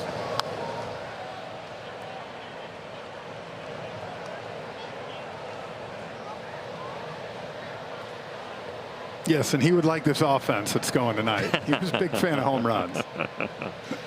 Well, maybe he ordered it up from above. Yeah, right? I think so. He knew it was Christmas and July night at the ballpark, so he said, have the Braves put up a snowman here against the Texas Rangers.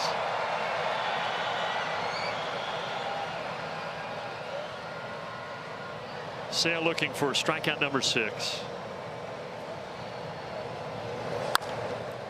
He'll take this as well.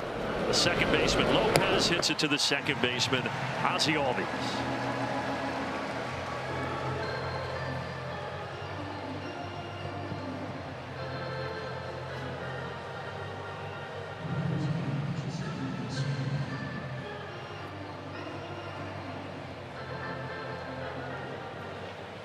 Two down, top of the order, Justin Foscue.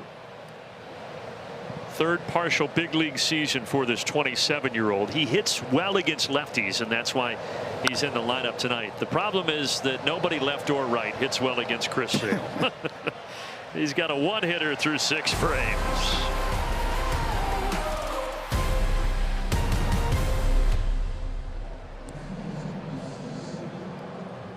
Yeah, but the nice thing is he decided to, this year, start off the right way. So if that continues right there, we're talking about a massive season. Tell you the other thing too, Frenchie, is not swinging at pitches like that. 15 walks this year. Remember, he had 16 all of last year. So 15 is not a high number of walks. I understand that, but it has been much better plate discernment and discipline for Harris. Well, I go back. His first hit in the big leagues, I remember like yesterday, it was Sandy Alcantara, and he smoked it to left field. And I just thought, man, when you look at young hitters like we talked about Drake Baldwin, if you can use that whole field, you were going to succeed at this level. And I think like that right there, right? And I know that's a foul ball, but it's the approach, it's the intent, it's the way he's going about it. And I think like anything, for Michael, he's so talented. His hands are so quick. He's so strong. Doesn't have to pull the ball. So when he uses that whole field like we've seen it, his first at bat tonight, the double. You know, he's such a complete player when he does that. And you add in the defense and the speed. Another hard hit ball, but this one is going to be caught barely by Cauley out in center. And look, he almost burned him there, right? That ball was backed up, and so, like I said, he's just looked very comfortable all season long in who he is. That's one of those right there. I'm telling you, it's a bad feeling as an outfielder. Because you're thinking, oh no.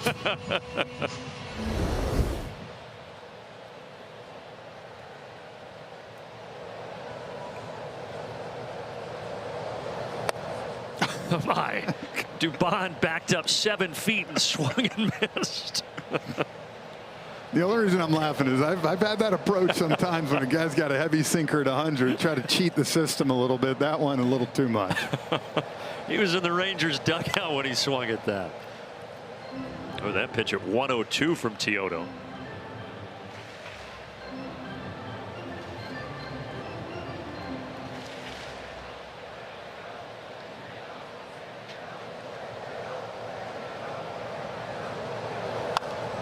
There you go again.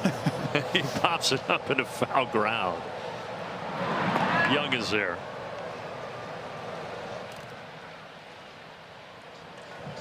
A message here from our friends at Delta.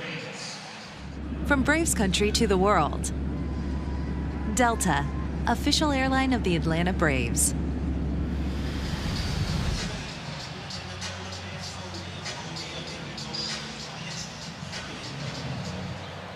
Remember, the Phillies are idle tonight, so the Braves can pick up a half game, make it a 3-game lead in the division.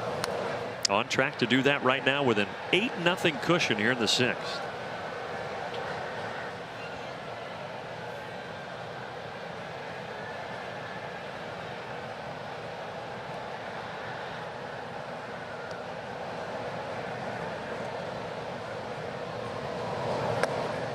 Let's take a look at our Toyota Trends feature. We were talking about this earlier, but the Braves Friday night here at home, 8-0 this season with a +22 run differential. It's because it's theme night. And right? And Friday night show. That guy's a permanent. Guys are permanent. I like it though. I like the Friday night Reds. And it has worked for Atlanta this year.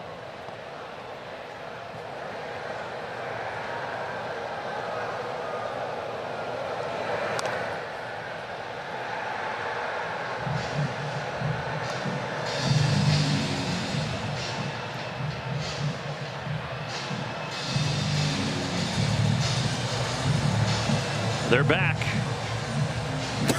It's a nightly tradition here at Truist. Well, with the packed crowd tonight, it is not going to be easy to navigate too many people up there.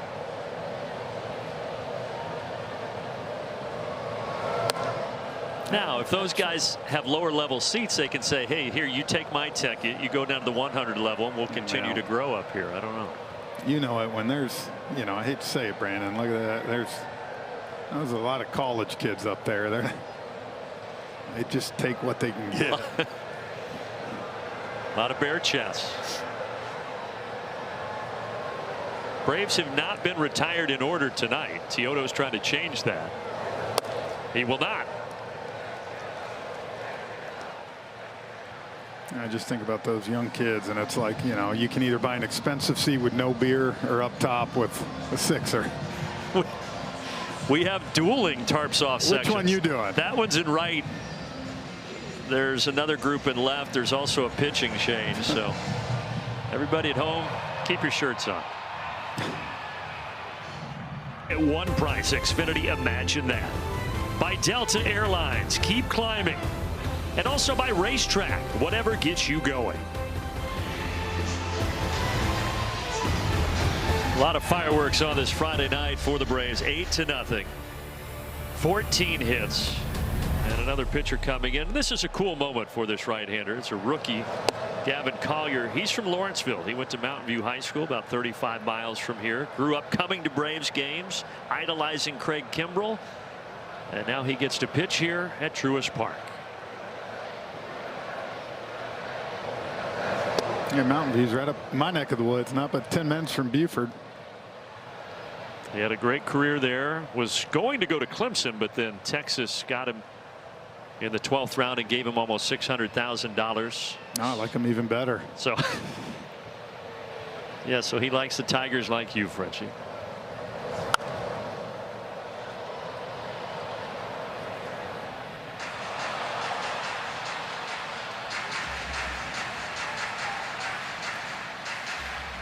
He said it was such a cool moment last year when he got to share a clubhouse with Craig Kimbrell when they were both in AAA in Round Rock with Texas. Now he's trying to get out Austin Riley here to in the 6th.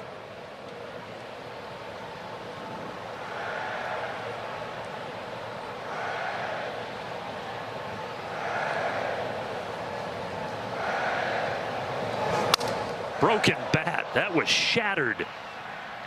And it goes to Berger at first.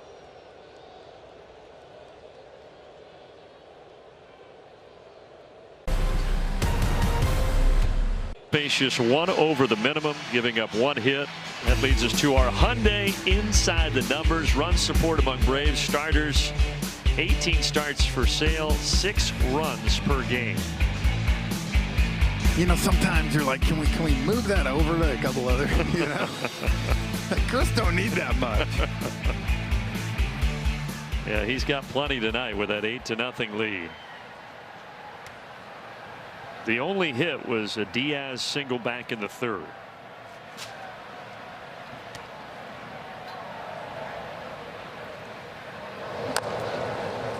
Excuse me, swing, and it will go foul. I remember 2013, we had James Shields, right? He was our ace with Kansas City.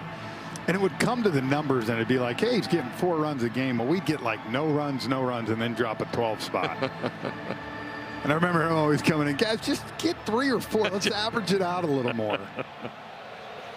There's nothing worse, man, offensively, when your ace is on the mound, pitching his butt off, and you just can't get a run across. And you know, and then because there's nothing worse than the Rangers right now. You're looking up the scoreboard and you see this, and you're thinking, we're not getting it back in this game. You know, especially with the Braves bullpen. That's, well, yeah, you know the whole deal. What's coming. And that's why I'll be interested. Look, Chris Sale's only at 73 pitches right now, like he's cruising. But I would think if you're Walt, you might get him out after this inning, and because we are. I mean, look, the Phillies. We know with their pitching staff, they're not going away. So I would like to see. I'd rather see Chris Sale throw maybe a third or 2/3 of an inning less, but bring him back on regular rest as the season gets going. And they've done a great job of giving him rest. You know, you think about it, what, 3 innings in St. Louis Friday night. Tonight's Friday night. So he's only pitched 3 innings in the last, what, 12, 13 days? And that 3 innings was because of the rain delay, and it was so long they couldn't bring him back out there. What, a 2-hour, 40-minute delay. But it works to your advantage. Jarvis backing up. I know you were down in Texas. I was. You were at the beach. But we were locked into Braves vision.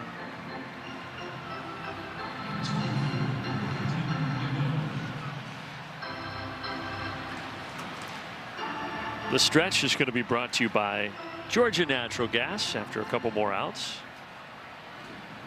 Gretsch, is Timothy Miller doing God Bless America? No, he's not, I'm told. Frenchie's going to sing God Bless America.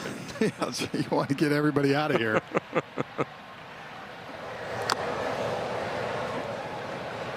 Nick and Peter at the desk out in the battery, ready for the stretch. They're stretching for the stretch.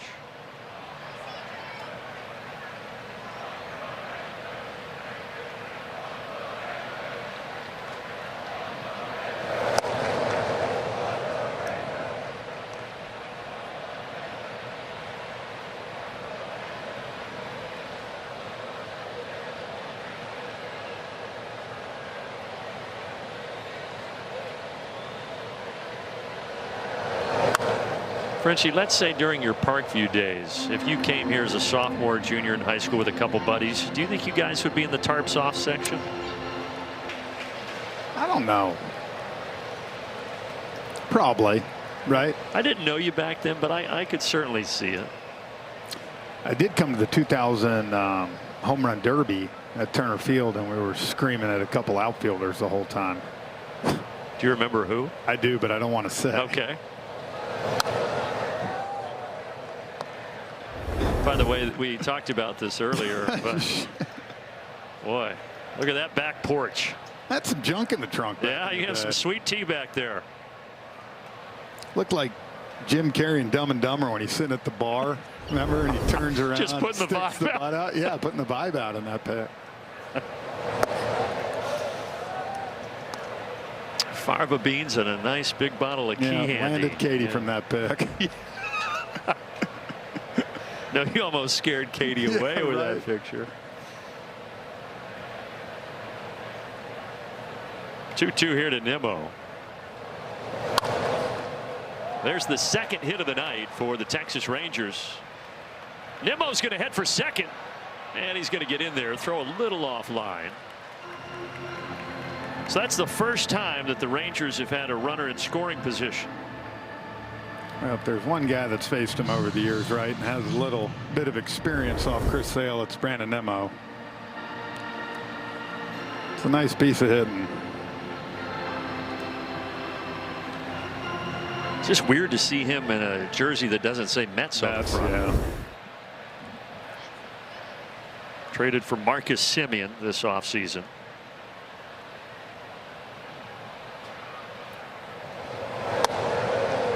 And Nimmo had a no trade clause, but he waived it. He spoke with Chris Young, the GM, and he spoke with Jacob deGrom, and basically both of them said, hey, look, this club is trying to win right now. Yeah. And so he agreed to the trade. Trying to be a part of a winner.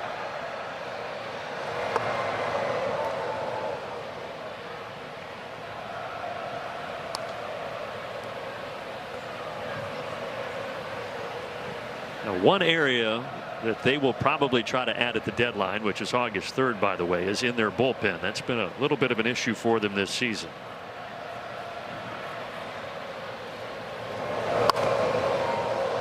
High fly out to left. And Dubon makes the catch.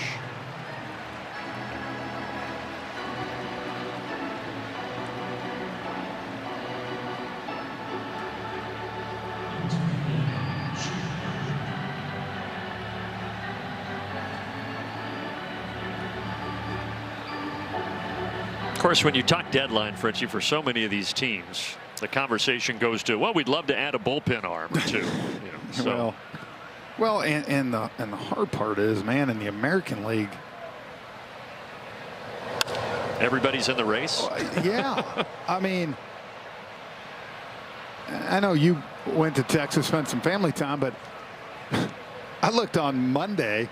And I had no idea that the Red Sox had reeled off 9 in a row. And it's like, I think they're tied for the last spot in the wild card. And I was like, I thought they were dead 2 weeks ago. Yep. You know, all of a sudden the Tigers are coming back. So it's like, okay, well, you've kept Scooble this long. What do you do? We had the conversation a couple weeks ago. Adding a couple of teams to the playoffs, you can debate whether that's good or bad. One thing it does do, though, it makes it tougher at the deadline because there are fewer sellers. Because more teams are in the race. Yeah.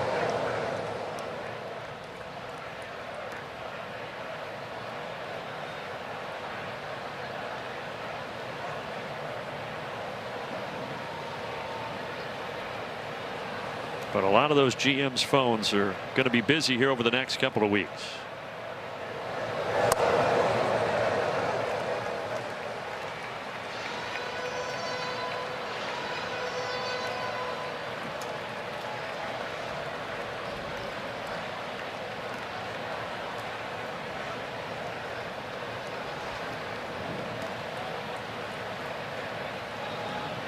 And we'll see with this large lead if this is the last inning for Sale. He's at 88 pitches. I think likely to be the case. Can he finish the night with a strikeout? There it is. 98 blown by Berger. 6 strikeouts for Sale. 7 scoreless against the Rangers tonight. Off we go to the strike. On the right foot, thanks to the left arm of Chris Sale to begin the second half, an 8-0 lead. We've got some more good news as well. Ronald Acuna Jr. And Ha-Seong Kim were moved up to the Gwinnett Stripers after being in the Complex League on their rehab assignments. The Stripers game was canceled tonight due to the air quality up in Toledo. However, when I spoke to Walt Weiss earlier today, he mentioned he's not ruling out Ronald potentially returning by the end of this homestand, but he's got a specific schedule in mind, and that those things can change, but he is tracking and moving in the right direction. As far as the back of the bullpen goes, Robert Suarez still battling that elbow soreness. He's not yet thrown a bullpen. He's playing catch, but they're going to ease him back into it because it's going to be so critical to any postseason aspirations this team is going to have. This is an issue he's dealt with in the past, and they feel like they're monitoring it correctly. But again, it's still a little ways for him. And even with him out, the Braves still have the best bullpen ERA in Major League Baseball. Wiley, you got an update on the air quality for tomorrow's game? I don't know if you had a weather update for us. Hang on 1 second. I think we're good down here in the southeast. Good. Okay, thanks. That's good. Did any big league games get canceled tonight because of it? Yes. They did. Cleveland and Pittsburgh. In Cleveland? In Cleveland. In Cleveland? In Cleveland. Yeah, it's from. I was having friends yesterday send me pictures in Chicago, and it was crazy. And all the way from there to the Northeast.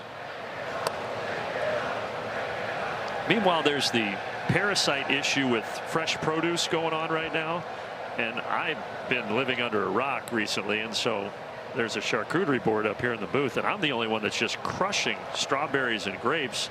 And then someone says, well, I hope you don't have explosive diarrhea by the 3rd inning. I was like, what are we talking about? Now, then I realized when everyone shared why I was the only one eating the fresh fruits. So yeah, well, but I don't eat it. It's not a. I've made it to the bottom of the 7th. Cheese and salami. Straightaway center, and Jarvis flying out to Calling.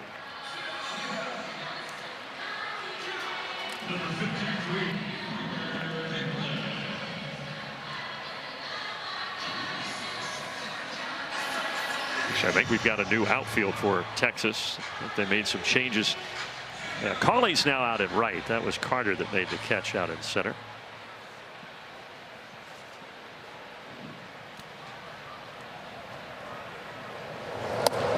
So you didn't have any of the fresh fruits? No, I'm gonna You're pick playing some it up on the way safe. home. You're okay. I think it's the lettuce at Taco Bell that was causing some issues. Gordita crunch. It's not the first time there's been some gastrointestinal issues. No. There.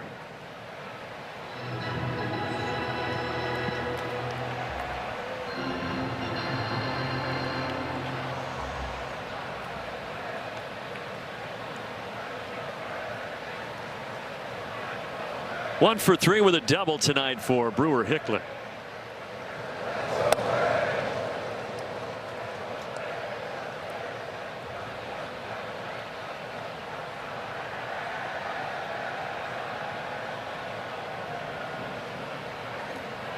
I think Matt's just like, yeah, just elevate it, dude. You just got to catch it out front. Not a bad guy to have to pick his brain over there on hitting.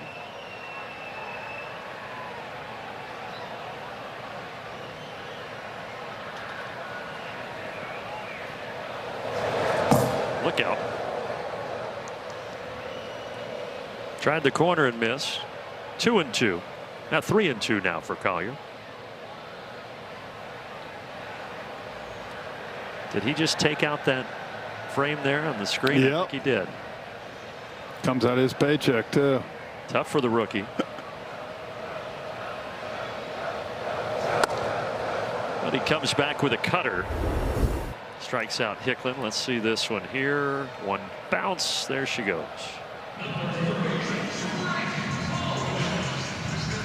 Man. Well, he's the first to do that. What's he got against the silver bullet?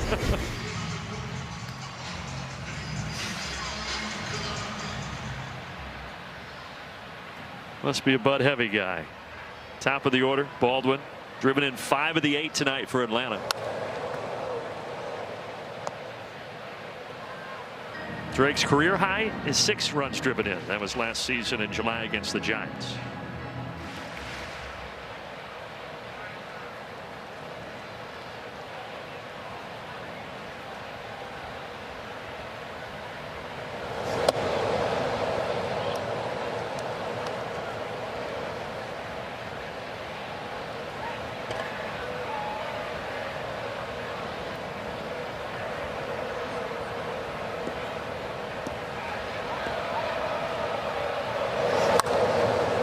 Hey Jeff, what is tonight? It's a Friday night showdown. Who's it brought to you by? I think Kaiser Permanente. Yeah, I think so. And we are about to go 9-0 on the home Friday night showdown. Not a bad record. Don't know what it is on the road. Got to give that a peek. Doesn't matter. Undefeated at home.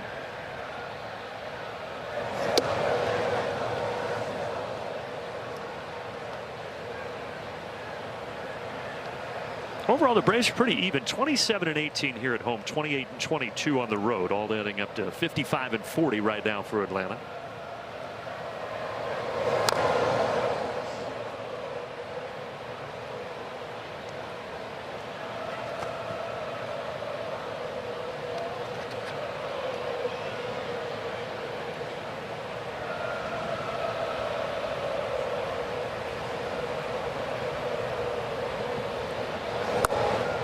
Close, but it missed.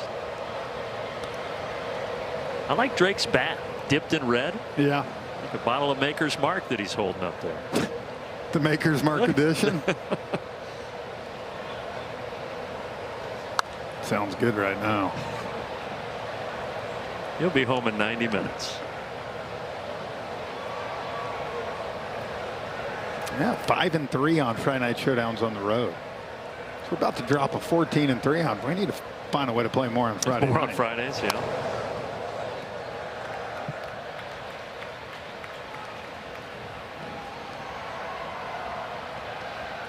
Tomorrow's a late afternoon start with Owen Murphy making his first big league start for the Atlanta Braves, opposite of Mackenzie Gore for the Rangers.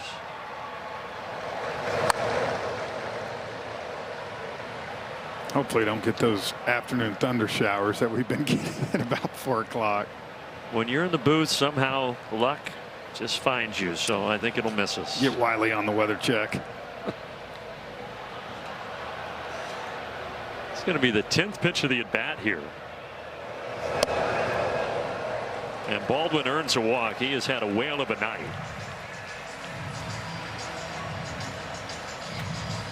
I mean, you go back even his first at bat, he hit that ball hard at short to start the game. 5 solid at bats tonight. Oh, they're growing up there. Wow. They've been trying to get that wave going. They have not been successful. I hate the wave. Yeah, you've never been a fan of that. I have not. Do you have a reason? Let's just play ball, right? I want people to have a good time at the yard. All right. You can have a good time watching baseball. No, that's true. You know, That's true. and maybe let me rephrase that. I don't want to come across too whatever. I don't like the wave like in the 8th inning of a 2-2 ball game. Fair enough. All right. But if Want it's to do the wave tonight, sure. Yeah. It's 8-0. Dropped a snowman on him quick. Yeah, or if it's 5-0 in the 3rd inning, yeah, have a blast. Yeah. You're locked in a tight one. I agree.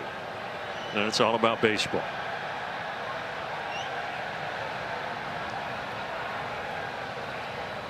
One-two to Ozzie.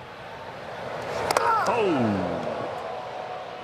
Collier has been out of control with a few of these pitches, and that's another one there at 97.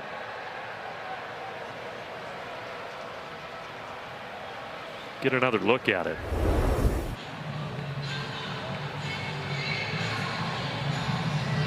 Thankfully, it hit that pad. I know, and I'm glad we can laugh at now, but Ozzie started, I think, screaming before the ball even hit him. He, it's one of those, he knew it was cooked right at him.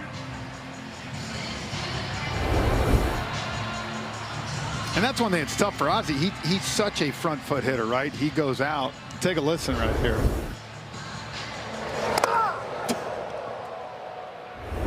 The catcher looking at him go.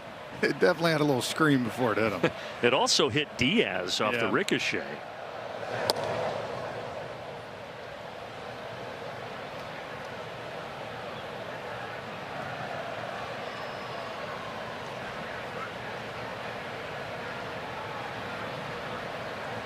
Matt Olson, a couple of hits, including a homer and a walk tonight.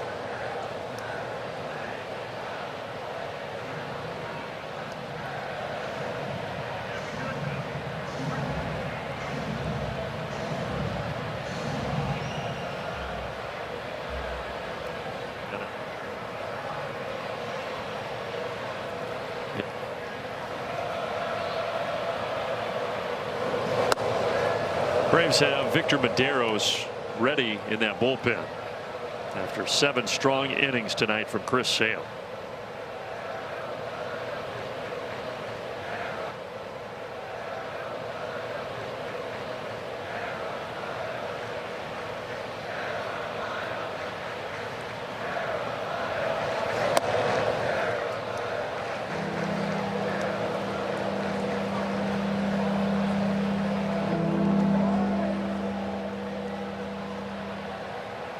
You can see Collier the scouting report is accurate. The Rangers really love the stuff that he has, but finding the zone consistently is a work in progress, and that's what we've seen so far tonight for the Lawrenceville native.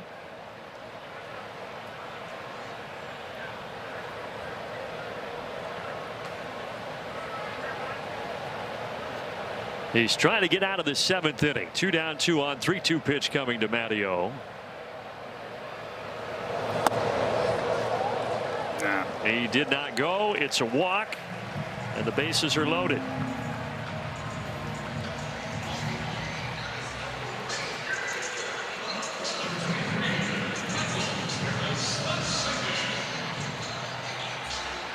Visit to the mound, and that'll give us a chance to tell you this: the ultimate goal of an MLB fan, seeing it all. The MLB Journey to 30 sweepstakes presented by T-Mobile, the ultimate bucket list. Enter now for your chance to win trips to all 30 ballparks. Yes, all 30. MLB.com/journey to 30 to enter now.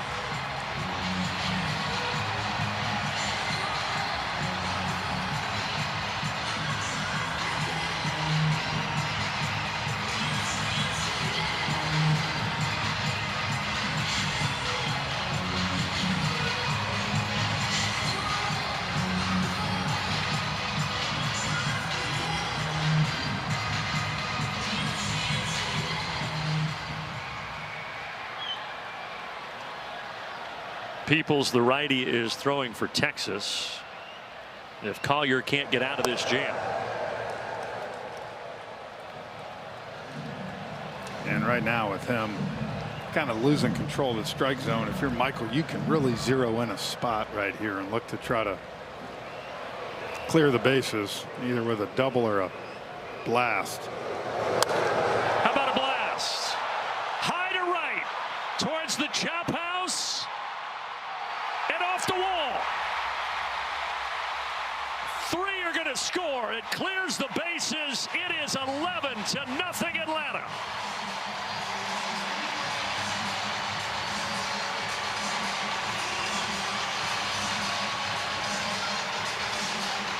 Gonna have to talk to Michael. I was really hoping he cleared the bases fully, but and you can see just when you're behind, right, you're trying to throw a strike, and Michael took advantage, got a hanger. This ball I thought was just going to carry out enough, and it hit right on top. It went off his arm coming down.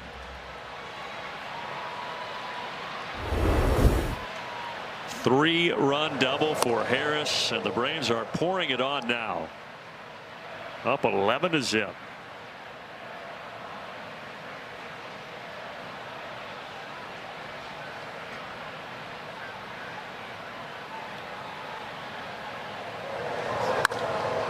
Line drive, they're going to score another.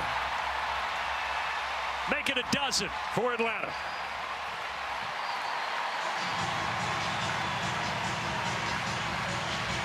That's going to be it.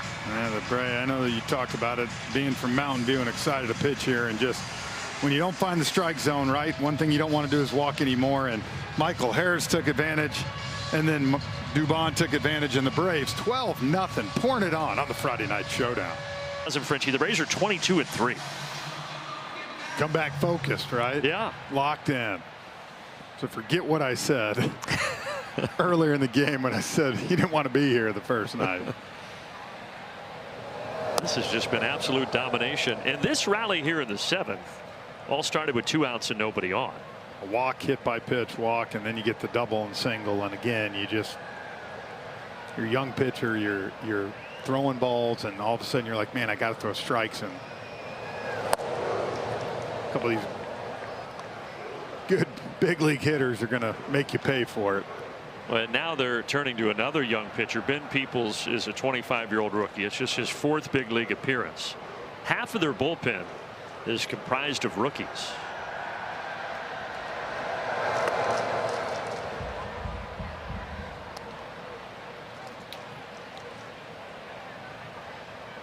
And Skip Schumacher does 2 years with Miami. Remember, 2023 they were a surprise making the playoffs. He was the National League Manager of the Year. But comes back the next year. They have some injuries. They only win 62 games. They make a change. He goes to Texas in a front office role last year. Then Bruce Bochy announces that he's not going to manage anymore, and Skip Schumacher was kind of the natural pick to take over. Now, Skip's done a good job. He's well respected in the game.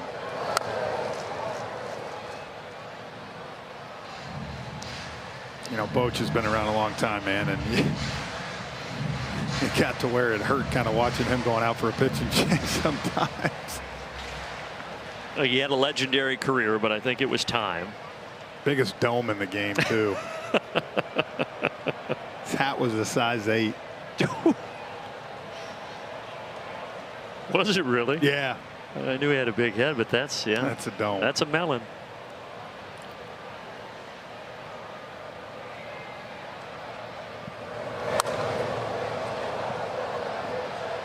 Pop towards Young. All right, Jeffrey, take us through our rally rollout. Well, you have 8, and you add 4 more this inning. Starts with bases loaded. Of course, Michael Harris just misses a grand slam. And then what caps it off? He gets a double. Dubon right up the middle. 12-0 Braves. Head to the 8th. All around, you got a new battery. Joey Bart takes over for Drake Baldwin. You got Mateo at second. And Dom Smith, the rare sighting. Dom Smith at first base, taking over for Matt Olson.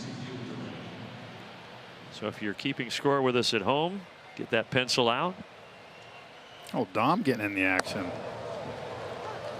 And Medeiros is on the mound now for Atlanta. That was like when Ozuna, remember, kept trying to play first last year and never got him in. Man, I wanted to see it. We wanted to see it. See the big bear at first.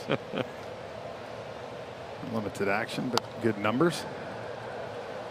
Yeah, he had one appearance, Medeiros, in May in Miami.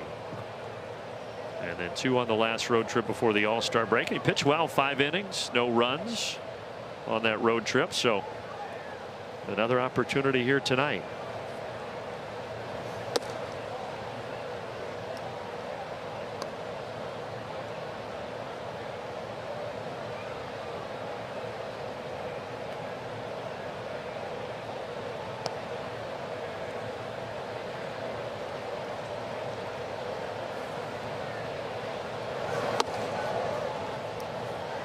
Six, 7, 8 here for the Rangers. They could not figure out Chris Sale, who went 7, just 2 hits, 6 strikeouts, didn't walk anybody. And now it's on to the Braves pen for the final 6 outs.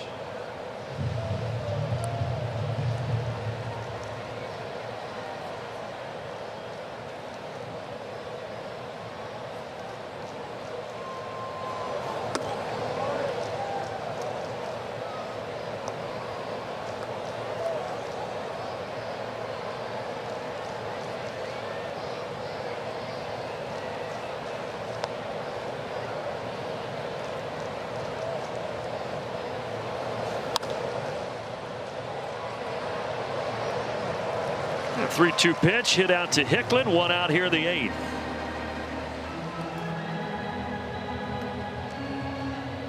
Oh boy. Calling all witches, wizards, and muggles to Truist Park Wednesday, August 5th. Harry Potter ticket package. With a purchase of this ticket package, you receive a game ticket, a Braves Harry Potter co-branded bobblehead featuring Draco Baldwin. Braves.com/Harry Potter to purchase your ticket package. Frenchie is showcasing that bobblehead up here. Show it to the folks. That's great. Put that on your Christmas card. Harry Potter. That's what we're doing, huh? A lot of people like Harry Potter, Frenchie. Yeah, I get you. You're not amongst them? Yeah, I'm just not into wizardry. Hicklin could not come up with it. Play at second. That's sliding in safe. Cawley just beat the tag by Jarvis. I like the hockey jersey better for Drake. That was a pretty cool I giveaway. do Draco, you know, that's a good Draco, whatever you call it. Yeah, learn how to pronounce it. I was 50-50 on it. I guess I got it right. That's a cool bobblehead. It is. Let me take a look right here. See, we'll show you to the camera. There you go. Ding, ding, ding. So come get yours, muggles and wizards and witches. And we're gonna have a lot of people dressed up as. Is that like Harry Potter night? Yeah. Okay. You're coming? Yeah. I'm coming as a fan, I think. Okay. You're gonna dress up? Yep. Cool. What's the date on that again? It's August 5th. What'd I say, Gretch? Is it August 5th, Gretch? I don't know. I'm Ron Burgundy. I read the card and I forget it. Broken bat. August 5th. I'm working. You are? Yeah, me and you, the Fisher in Is town. it a three-man booth, CJ here? Nah, just two of us. Okay. So we can dress up in our favorite. I wanted to see you and CJ dressed up. You never know. Maybe CJ will show up dressed up as Harry Potter. So you're not a big Lord of the Rings guy either, then, I take it. You know, funny enough, I do like Lord of the Rings. Okay. So it's not all sci-fi wizardry stuff that you're out on. It's just selective. Yeah. Okay. Are you a Star Wars guy? No, I'm not. Yeah. We discovered that earlier this year. Yeah. Wiley knows all about it, but CJ and I exposed I can see ourselves. Wiley getting into that. Wait, into what? I'm sorry. Gretchen was talking about. The Star Wars. Yeah. Sci-fi. I could see you in the basement watching them. Yeah, Star Wars, Alien franchise. Big fan of that. Alien. I do like Alien too. Did you see Alien Romulus? I don't think I have. It just came out. Well, not just, but recently. Also, where are you with Lord of the Rings: The Hunt for Gollum? That just got announced, right? Yeah, I didn't know it got announced, but I'll watch it. All right. Well, you want to go together? Sure, Wiley, I'll go. Oh, thanks, man. Wow. You know what came out tonight that I wanted? The Odyssey. Oh yeah. I've heard that's fantastic. With Matt Damon. The previews or the whatever Yeah, when the premiere before everyone was raving about that. Hicklin back toward the track. He's got it. Is Gretchen going to let us dress up then that night as Harry Potter? She said yes. Yeah. Well, she is VP of outfits. So she's got all the outfits planned for us.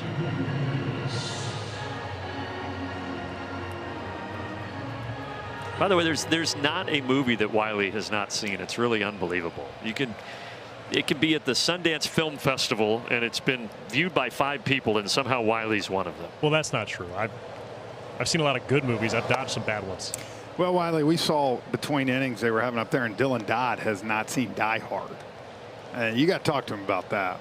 Well, it is Christmas in July. I mean, it would be a good whether night you for think it's Christmas. Christmas or not, Die Hard's a great movie. Yeah, I agree, but that'd be a good excuse to get it on the streaming service tonight. Go talk to him.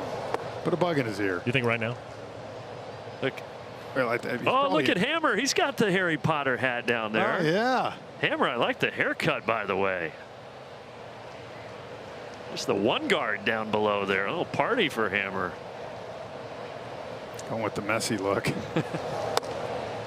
By the way, Die Hard is not a Christmas movie. That's not even up for debate. Just because I'll watch it whenever. There's no Santa, there's no snow. Just because it happens to fall around Christmas on the movie. Yeah. No one's celebrating it. That's great work there, Hammer. There goes the shutout. Lopez sneaks it through the left side to make it 12-1 here in the 8th.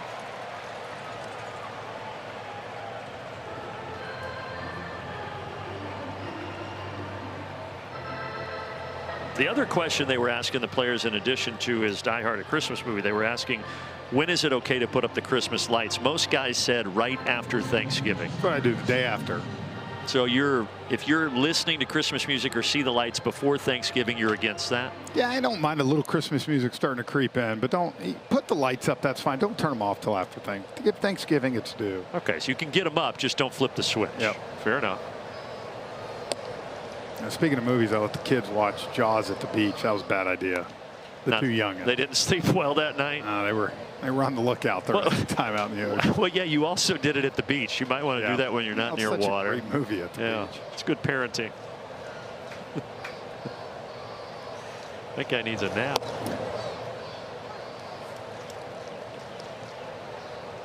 That's one that is held up over time. I can watch Jaws whenever. That's just great. The 50th anniversary last year. That's hard to believe. I know.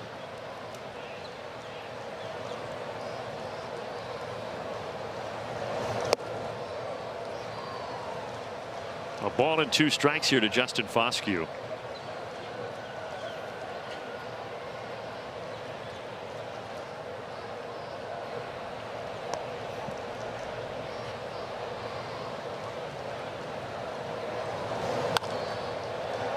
Off the end of the bat, it'll drop out into left field.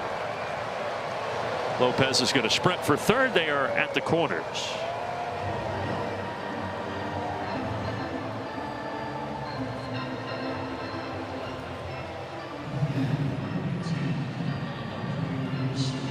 So 4th game here as a Brave for Medeiros. He did have a little big league time with the Angels. 12 games for the Angels scattered over the last 3 seasons, and then Angels traded him to the Braves back in April after designating him for assignment.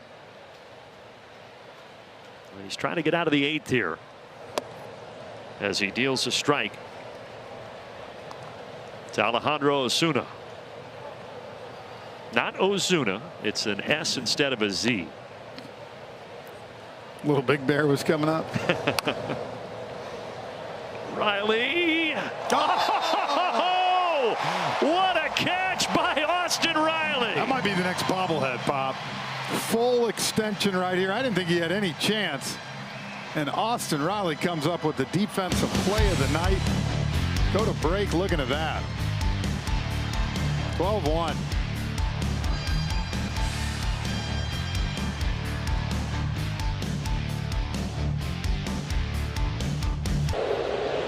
Position player pitching alert.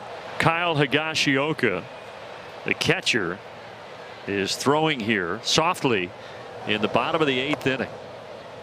And how about Riley? He makes that amazing catch, and now he leads off here against Higashioka. Yeah, you can see the numbers a little bit inflated this year.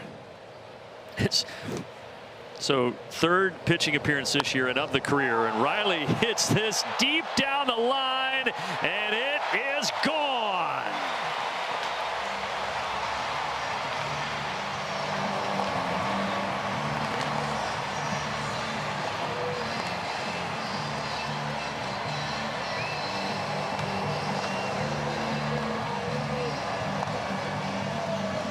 Yeah, and you might be at home saying, it's a position player. When I said fresh start, anything like this gives you remember what it feels like rounding the bases. And no one needed that more than that man. It came out at 60. It went out at 100. Jarvis, though, is going to bounce out.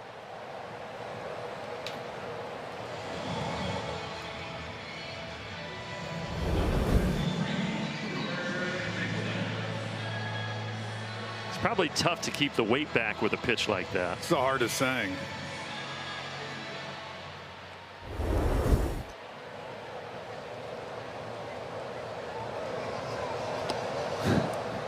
I mean, when you got this coming, it's straight beer league softball, right? That was 40 miles an hour. Yeah, like Brewer, you stand a little taller right here and you just let it loose. Well, Brewer Hicklen does not have a major league home run under his belt. Here's your opportunity.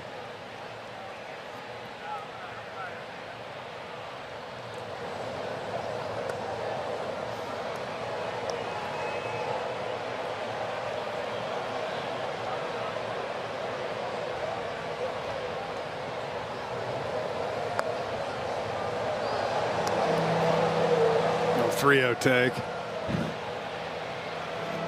Now look for that friendly 3-1 pitch right in there. Bounced in the dirt. That was coming in at 39 miles per hour. Funny enough, we're getting a picture right now. I was just reading Mookie Betts was talking about one thing he would change in the game of baseball, and this was it here. Just not allowing it. Or no, that you wave the white flag and game's over. Oh, game over.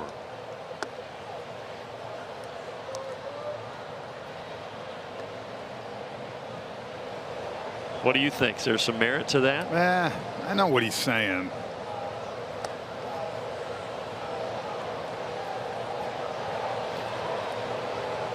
I don't think baseball purists would love it. No, for sure. I get it. See if Joey can connect on one here. First at bat for Bart tonight, taking over for Baldwin, who was excellent with 5 driven in, including a 3-run homer. That was called a strike. Yeah, so you can't really turn and challenge that, can you? He should, though, just for fun. Shallow to center, and it's going to hang up long enough. So Carter makes a catch, 2 down.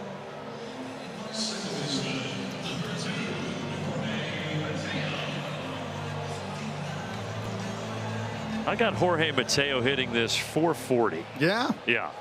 Strong man. He's going to connect on one here.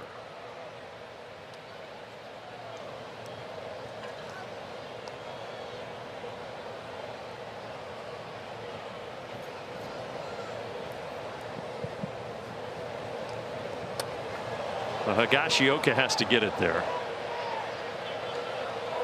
You got the pitcher on deck. I wouldn't mind seeing him get a hack. Oh, this is fun. Yeah. Have we had a pitcher hit yet this year in the big leagues? Well, I know we haven't for the Braves. Mateo, liner. It's going to bounce up and over and into the bullpen. This is fun. There's going to be two in scoring position here for Victor Medeiros.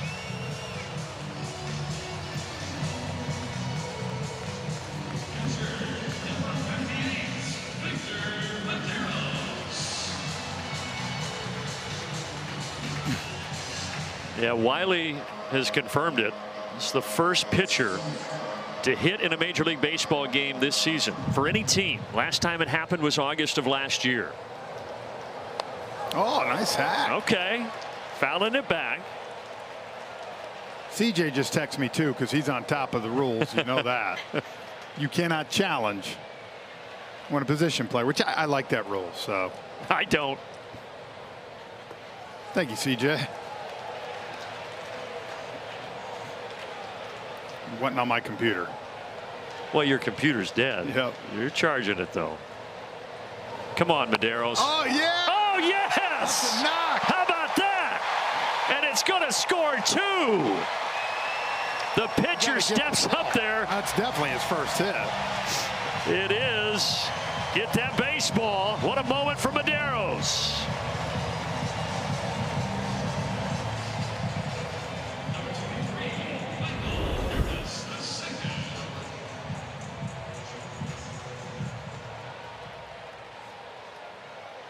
Ball smoked. Look at the celebration. So Medeiros, only 16 big league games, all as a pitcher. Obviously had never been to the plate at this level. He delivers and makes it 15-1. You think Michael's trying to go chop house? I think so. I think he's trying to go over the chop house. Let's see Medeiros, the reaction here. Look at him. Yeah. That is awesome.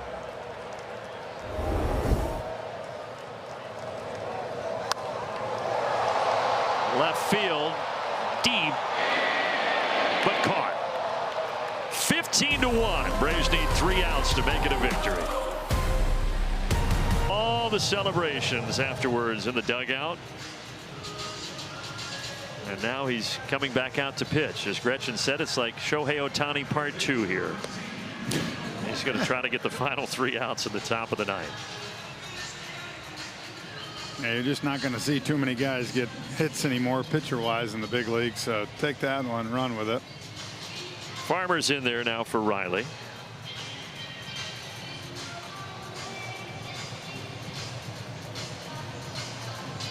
Yeah, I don't think that he ever anticipated getting up to the plate at all in his big league career. No, he didn't have that on the bingo card today. It looks like it's going to be one pitch, one out here in the top of the 9th. Carter hits it a mile in the air, and Farmer makes a catch. I know it is on the bingo card. I'm guessing Skip Schumacher's ready for 2 more outs and a cold beer. Yes. Been a tough start to the second half here for the Texas Rangers, who will drop to 49 and 48, but they're still in first place in the West, despite being just 1 game over 500. Yeah.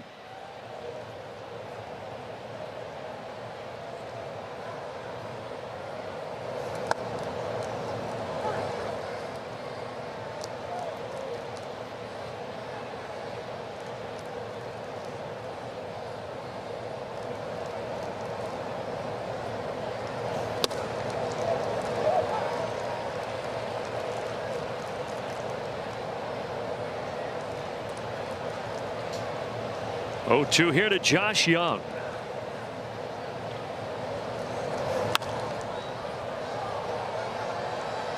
Braves got 2 in the third, 4 in the fourth, and they have not looked back since. Chris Sale was spectacular through 7 innings. Even high fives in the crowd tonight.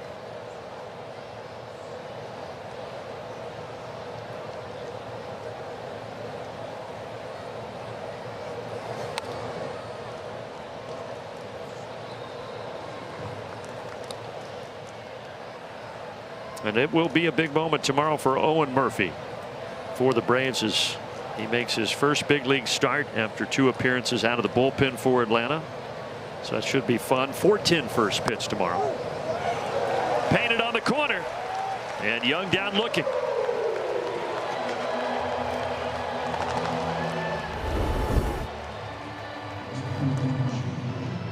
Good pitch. You can see with him on that side right there, kind of coming across the body, and it just keeps turning and hits that bottom part of the zone.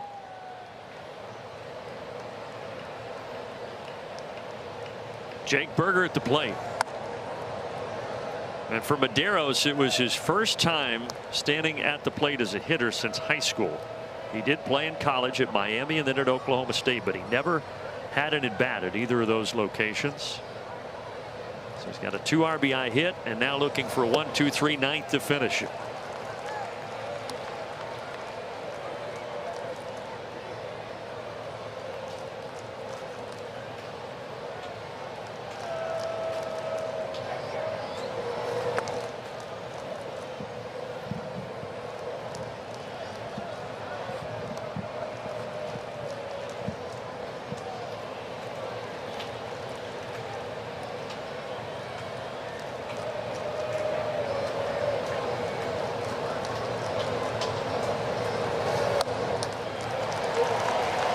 Two balls and 2 strikes with 2 away here in the top of the 9th.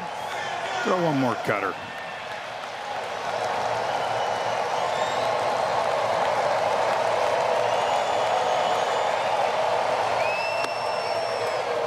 They did. Yeah.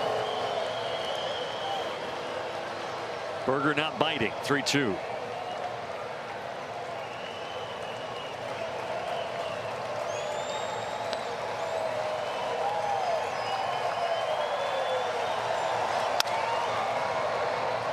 Mateo. Braves win. They start the second half with a bang.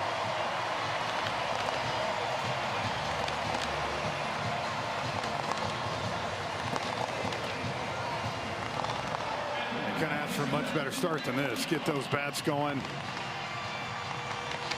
Philly lost last night, right? Your lead's back to 3, and you know, hopefully these bats continue what you saw tonight, save some for tomorrow. But it's good to see everybody swing the bat well. And it all started on the mound. Our Car Shield defensive play of the game. Chris Sale, 7 innings, 2 runs, 6 strikeouts. Well, right, you start the second half off. To have your guy, your horse out there was everything, and he was in complete command from the start tonight. That fastball slider combo was just keeping these Rangers batters off balance all night. And of course, with getting that run support, it's even tougher battle for the Rangers. And you talked about Wiley. You heard him say Walt Weiss wants depth, right? Wants to see you go. Well, he did that tonight. He gave you 7 innings. You only had to use 2 pitchers. You got your full bullpen tomorrow. It's a great win and a good start to the second half. We'll be back with more from Truist Park in a moment.